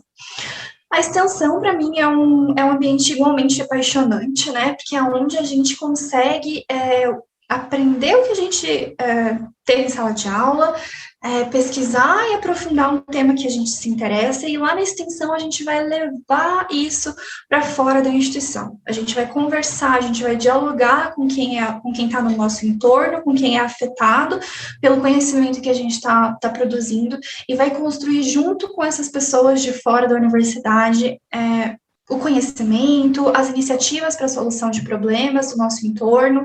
Então, é muito dessa vocação do ensino superior brasileiro de expansão do conhecimento para fora da instituição. A gente não quer que nossos alunos e alunas tenham uma formação muito centrada em si mesmos ou centrada nos problemas muito individuais. A gente quer instrumentalizar os nossos alunos e alunas para conseguir conversar com o seu entorno e construir soluções junto com as pessoas da comunidade por meio da extensão. Então, a gente pode pensar em projetos, enfim, do meio ambiental, por exemplo, né? Como que a gente incentiva a comunidade ao nosso entorno a entender a importância da legislação ambiental, né? Então, a gente vai ouvir essas pessoas, vai conversar com elas, vai entender por que que elas têm esse problema, digamos, de reciclagem de lixo, né? Por que que a legislação de reciclagem de lixo não é implementada em determinada localidade? As pessoas não conseguem absorver, não conseguem reproduzir, e como é que dentro da faculdade de Direito a gente consegue pensar ferramentas para transformar isso? Então, essa é um pouco a perspectiva da extensão. É um ambiente muito bacana, que, em geral, os alunos se sentem muito realizados também, porque é também uma oportunidade de ser mais agente, ser mais autônomo, né, de construir o conhecimento com mais protagonismo, né?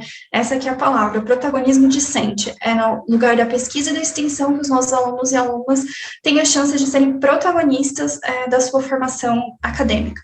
Então, é um espaço muito interessante, muito bacana, muito promissor, assim, que com certeza os melhores e as melhores profissionais do direito que eu já conheci são pessoas que se envolveram com pesquisa e extensão na graduação. Isso é uma coisa que eu não tenho dúvida, é sempre um fenômeno que se repete. Quando a gente vê uma pessoa de destaque, enfim, no âmbito que for, né, seja as carreiras públicas, as carreiras privadas, são pessoas que se direcionaram para essas áreas e tiveram essas experiências durante as suas graduações.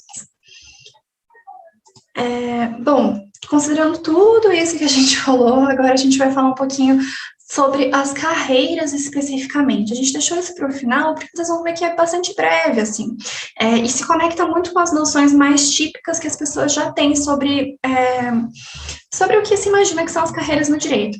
A partir de agora, eu vou falar um monte de detalhezinho que vocês não precisam se preocupar em entender exatamente. É só um panorama mais genérico mesmo sobre quais são as possibilidades dentro do direito. Eu já adianto que tudo isso aqui é super bem regulado da nossa legislação, seja na Constituição ou em legislações específicas. Então, cada uma dessas carreiras que eu vou citar ali tem a sua própria lei, tem a sua própria regulação, com uma orientação genérica dentro da Constituição. Nada disso interessa para vocês agora, mas só para vocês entenderem que o que a gente tentou fazer aqui foi um panorama geral. Estou falando isso porque, em geral, tem pessoas que participam das nossas aulas, que já vêm de famílias, enfim, tem pessoas do direito e tudo mais, e vocês vão ver que não... Da pessoa vai pensar, mas não é bem assim, meu tio falou que não é bem assim. E realmente não é exatamente assim como eu vou falar, existem várias regulaçõezinhas específicas, detalhezinhos específicos, mas a gente entende que não é exatamente o momento de tratar delas com vocês agora, e a gente tem mais interesse em dar um panorama geral nas possibilidades, tá bom? Então, em primeiro lugar, existe a possibilidade da docência, né? Então, assim que você se forma na sua graduação em Direito, você sai bacharel ou bacharel em Direito. E isso te autoriza, né? Isso te dá a possibilidade de, por exemplo, enfim, tentar se aplicar para uma carreira acadêmica, né, ou, por exemplo, tentar uma carreira na docência, ser professor, né, seja em outras faculdades, lecionar em pós-graduação, enfim. É claro que a depender da instituição, você vai precisar de outros níveis, de outros diplomas, né, mestrado, especialização, enfim, mas, de regra, o diploma de bacharel e bacharel em Direito te autoriza já a seguir na carreira da docência. Na sequência, eu vou falar de algumas possibilidades dentro da advocacia, que são possibilidades que você precisa, além do grau de bacharelado em Direito, você precisa ser aprovado no exame da Ordem dos Advogados do Brasil, né? Então, você precisa prestar essa prova, ser aprovado, receber um número, e fazer um juramento, né, tem toda uma solenidade, e a partir daí você vai poder exercer a profissão da advocacia. E aí, enfim, tem uma série de diferenças, né, algumas das possibilidades na profissão da advocacia, eu vou passar aqui, daí eu já volto para a defensoria pública, tá? Existe a possibilidade da advocacia privada, que é você, enfim, ter o seu próprio escritório ou trabalhar para o escritório de alguém, né, você ser autônomo ou você ser contratado no escritório, para defender os interesses dessa pessoa. Então, você vai litigar em juízo, né, você vai ser advogado das pessoas e ter causas em seu nome, enfim, participar de audiências, conversar com o juiz, sempre nessa perspectiva do interesse individual, né, então, você vai ter um cliente, ou pode ser uma empresa, pode ser uma associação, pode ser um grupo de pessoas, pode ser uma série de coisas, mas você sempre vai ser a pessoa que vai representar um interesse de alguém dentro de uma advocacia privada. É diferente da advocacia pública, né, que também é exercida por bacharéis aprovados no exame da ordem, mas que daí essas pessoas na advocacia pública, elas vão estar dentro de cargos ou empregos públicos que têm por objetivo a defesa do Estado ou entidades da administração indireta. Viu só como que é complicado? Tem um monte de detalhezinho que vocês vão aprender só durante a graduação em Direito.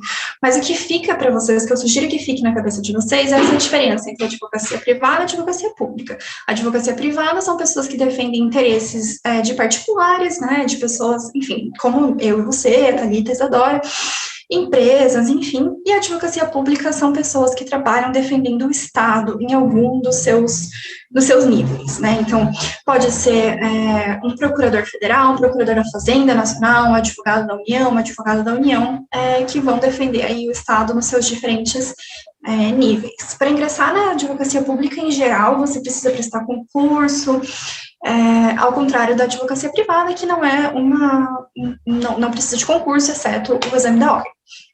Vou voltar ali para falar sobre a Defensoria Pública, que tem uma particularidade específica. A Defensoria Pública ela é uma instituição pública em que vão estar as pessoas que vão defender aquelas que não têm condições de pagar por um advogado privado.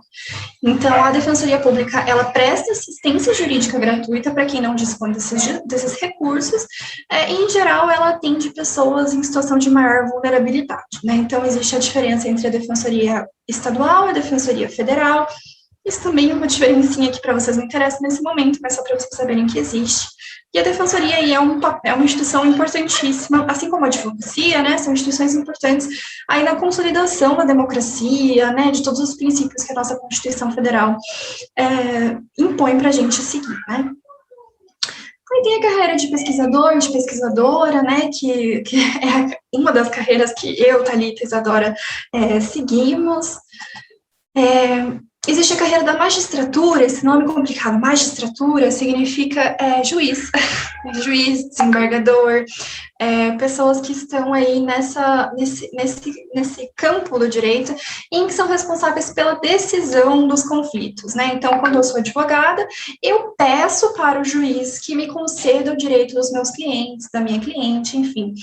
E o juiz vai ver os dois lados do processo e vai tomar uma decisão. Além disso, ele vai tocar o processo, né? Ele vai dizer, diga fulana, qual é o direito que você acha que foi ofendido? Diga fulano, defenda-se do argumento da primeira pessoa. É o juiz quem vai tocar o processo e, no final, vai decidir. Existe uma regulamentação rigorosa sobre a magistratura no Brasil, né? Existe toda uma lei que regula isso. Quem tiver curiosidade, eu sugiro que dê uma olhada. E, com certeza, é uma das carreiras mais importantes, mais célebres também, né? Mais famosas aí para quem segue o direito. Muita gente ingressa no direito desejando aí a carreira da magistratura. A carreira dentro do Ministério Público também é muito, enfim, famosa, muito desejada, né, mas talvez seja uma das que as pessoas menos compreendem, né. Então, o Ministério Público, ele não é advogado nem juiz, mas ele é parte dentro dos processos, né. Então, ele tem por essência das suas atribuições a defesa da ordem jurídica, do regime democrático e dos interesses sociais e individuais. Então, o Ministério Público, ele vai trabalhar dentro dos processos na garantia desses direitos, né? Então, ele pode trabalhar o promotor de justiça, que é a promotora de justiça, que é a pessoa que da carreira do Ministério Público, ela vai trabalhar dentro do processo na defesa desses interesses. Quando a gente está falando de processos cíveis, né, que não envolve nenhum crime, então não envolve roubo, não envolve homicídio, não envolve nada disso, envolve demandas da ordem privada, né, das pessoas, né, sem o Estado estar envolvido, o Ministério Público vai atuar no cumprimento e na fiscalização da lei. Então, quando tem, por exemplo, um idoso envolvido, uma criança envolvida numa demanda civil, o Ministério Público vai ser chamado pelo juiz para dizer se esse processo está correndo de forma regular, na garantia e na observância dos interesses dessa criança, desse idoso.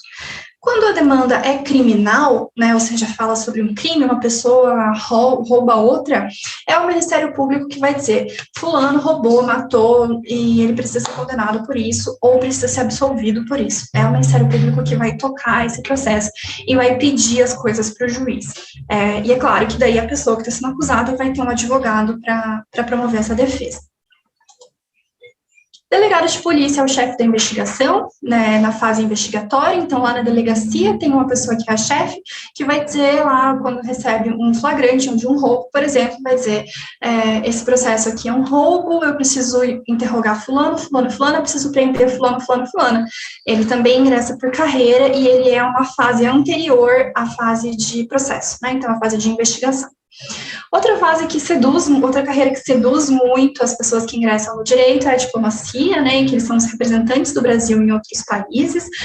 A carreira, ela inicia com um concurso público também, realizado pelo Instituto Rio Branco. É uma carreira bastante disputada, bem concorrida, e a diplomacia brasileira, em geral, tem um prestígio internacional muito importante, né, então é uma carreira bastante cobiçada.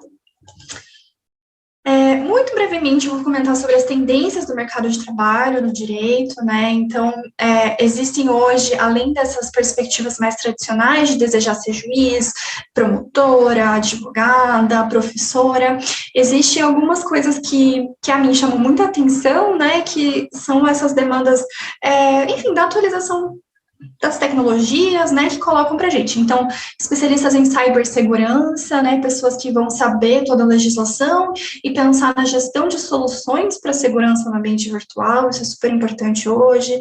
Especialista em criptomoedas, que é um assunto muito novo, uma tecnologia muito inovadora, que se utiliza muito dos profissionais do direito. Inteligência artificial e o uso delas no poder judiciário. Então, vocês imaginem a quantidade de processos judiciais que existe hoje, e existe pessoas no direito hoje pensando como usar a inteligência artificial para otimizar o acesso a esses processos dentro do judiciário. Como que faz com que o direito chegue nas pessoas com o uso dessa inteligência artificial? Proteção de dados, low-tech startups, que era o que a gente tinha comentado antes, e é isso que a gente tinha dito sobre a importância de pensar o direito, a inovação e a tecnologia, né? Diversidade e inclusão é um assunto hoje bastante em pauta, né, principalmente no empreendedorismo, como que a gente incorpora a necessidade de tornar o ambiente de trabalho mais diverso, mais inclusivo, né, seja na perspectiva de gênero, de raça, de inclusão de pessoas com deficiência, enfim, o universo aí o jurídico tem ficado cada vez mais aberto para profissionais que têm essa expertise, né. E uma das coisas interessantes também que tem se desenvolvido hoje é o marketing jurídico e a mentoria entre profissionais. Então, quer dizer, eu sou uma advogada famosa, prestigiada e tal, e eu decido, a partir daí, compartilhar a minha experiência com pessoas que estão iniciando na carreira, e eu ofereço uma mentoria em advocacia das famílias, por exemplo. E aí as pessoas vão me contratar, outros advogados vão me contratar para saber o que eu tenho a dizer sobre a prática profissional nesse assunto. Thalita, eu vi que você levantou a mãozinha. Você quer falar alguma coisa? Sim, Mari. Sobre essa questão de startup, eu tenho uma experiência pessoal para contar. Já a gente falando dessas carreiras que são diferenciadas, que a gente nem imagina que um dia pode surgir alguma coisa nesse sentido.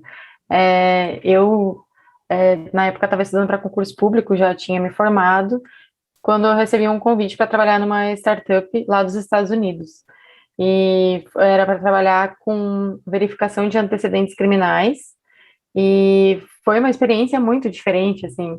Eu gosto de contar essa história porque quando a gente pensa em direito, como a gente tinha falado já várias vezes, a gente pensa em juiz, advogado, mas a gente não imagina o tanto de oportunidade diferente que pode surgir. Então, era uma empresa lá dos Estados Unidos que fazia essa verificação de antecedentes criminais para uma outra empresa para ver quem que ia começar a trabalhar. E foi uma experiência completamente diferente, porque tinha reuniões semanais em inglês, então foi muito uma experiência muito diferente do que eu sempre pensei que fosse viver. Então foi um trabalho temporário, mas foi muito interessante e também me abriu os olhos para pensar em tantas outras oportunidades que a gente pode viver dentro do direito. Então, vocês que estão pensando em entrar, como a Mari falou também, de proteção de dados, são carreiras que estão ascendendo agora, e vocês que estão entrando nesse momento, com certeza vão lidar muito com isso, e podem pensar de uma forma diferenciada já em como que vocês querem seguir. Então, só queria contar isso. Ótimo, Thalita, é exatamente isso, assim, cada pessoa desenvolve uma experiência muito diversa com o mercado de trabalho hoje no mundo do direito, assim, a gente tem essa perspectiva mais tradicional dos concursos, né, e isso é muito importante, né, e se você é uma pessoa que quer se direcionar para o concurso, você é uma pessoa que precisa, desde o início da faculdade, ter uma formação muito sólida, né, não imagine que você vai ter que as pessoas que passam hoje em concursos concorridos são pessoas que fizeram graduação enfim, né, assim, não com muita atenção, não fizeram graduações de excelência. A preparação para um concurso começa lá atrás, começa no primeiro ano da faculdade, no primeiro semestre, assim como para as demais carreiras. Mas se você não é uma pessoa que está interessada em concurso público, existe toda uma gama de possibilidades que cada vez mais tem aumentado e cada vez mais tem despertado aí a criatividade, a inovação das pessoas e dos profissionais do direito, né? Isso é muito interessante, muito rico. Não sei se vocês têm alguma pergunta, querem fazer algum comentário. Vocês ficaram bem calados a aula toda, a gente ficou falando.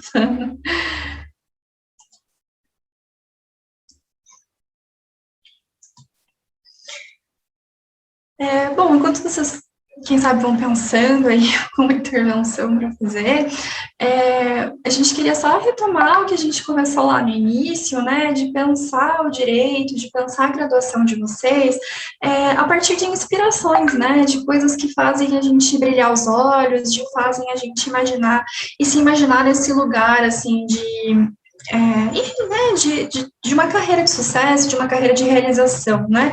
Então, eu sempre digo que qualquer tipo de formação técnica, ou faculdade, mestrado, enfim, nunca pode suplantar ou fazer a gente esquecer das coisas que nos inspiram ou fazem a gente olhar para as coisas de uma forma diferente.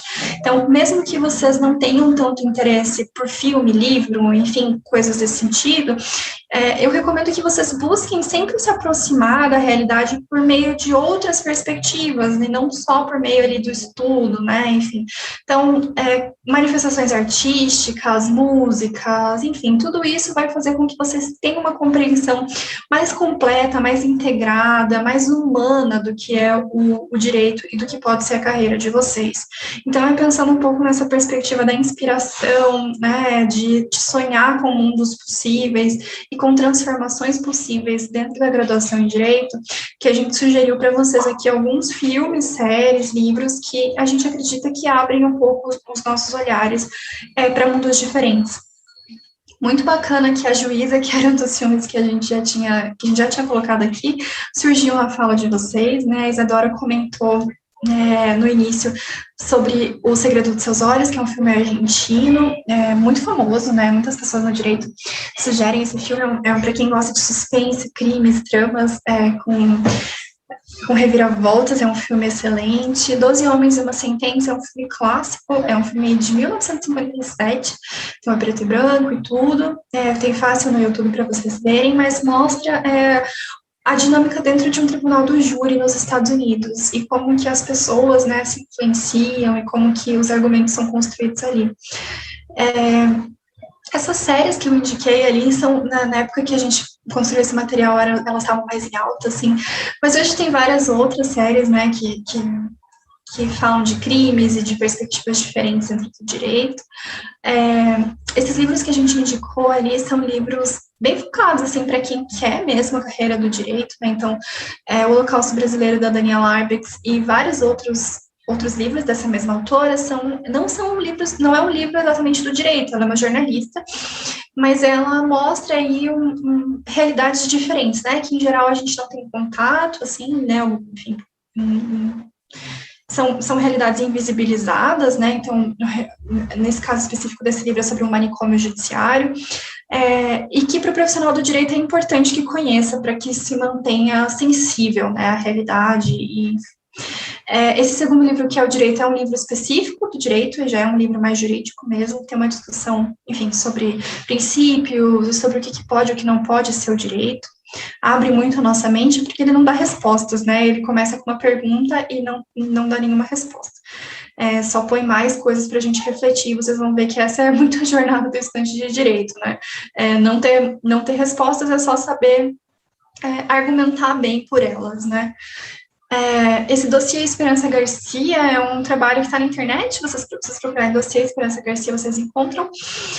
Um dossiê que reúne vários textos contando a história dessa mulher que se chama Esperança Garcia, que hoje a gente considera a primeira advogada no estado do Piauí. Ela era uma mulher que foi escravizada, enfim, que faz uma petição para o governador pedindo uma série de direitos lá, enfim. Então é uma história bastante bonita, bem inspiradora.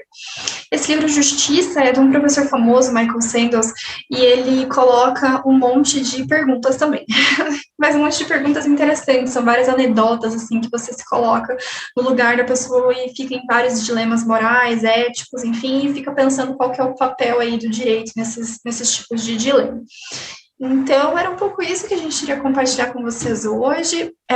Eu vou passar a palavra para a Thalita e para a Isadora para ver se elas têm alguma consideração final, mas desde logo eu agradeço vocês por terem ficado aqui conosco. Espero que tenha feito algum sentido e a gente está integralmente aí à disposição para tirar qualquer dúvida de vocês, se vocês querem mandar e-mail, mandar alguma mensagem. A gente adoraria continuar essa conversa e saber o que vocês acharam, se vocês se sentiram inspirados aí a pensar as trilhas dentro do direito, tá bem? Obrigada, viu, gente? Isadora, Thalita, vocês querem comentar alguma coisa?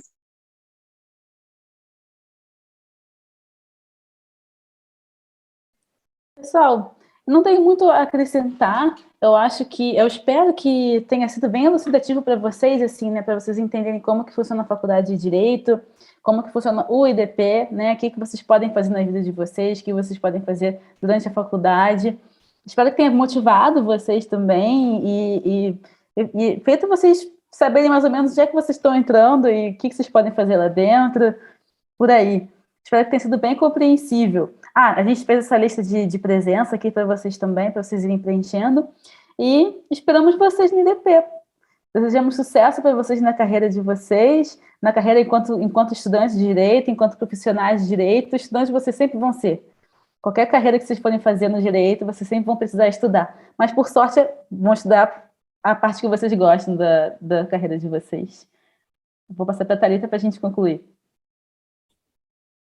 Pessoal, também gostaria de agradecer. É sempre uma troca para a gente quando a gente conversa com vocês. E eu queria deixar aqui também à disposição o meu e-mail para se vocês quiserem alguma dica, alguma coisa, ficaram com alguma dúvida, não quiseram perguntar agora, ou vão agora sair daqui e pensar, queria ter perguntado isso.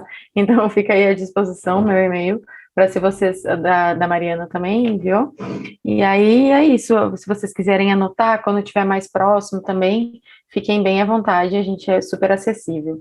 E agradecer, que bom que a gente inspirou vocês um pouquinho, e é isso. Desejar uma boa noite, um bom descanso para todo mundo.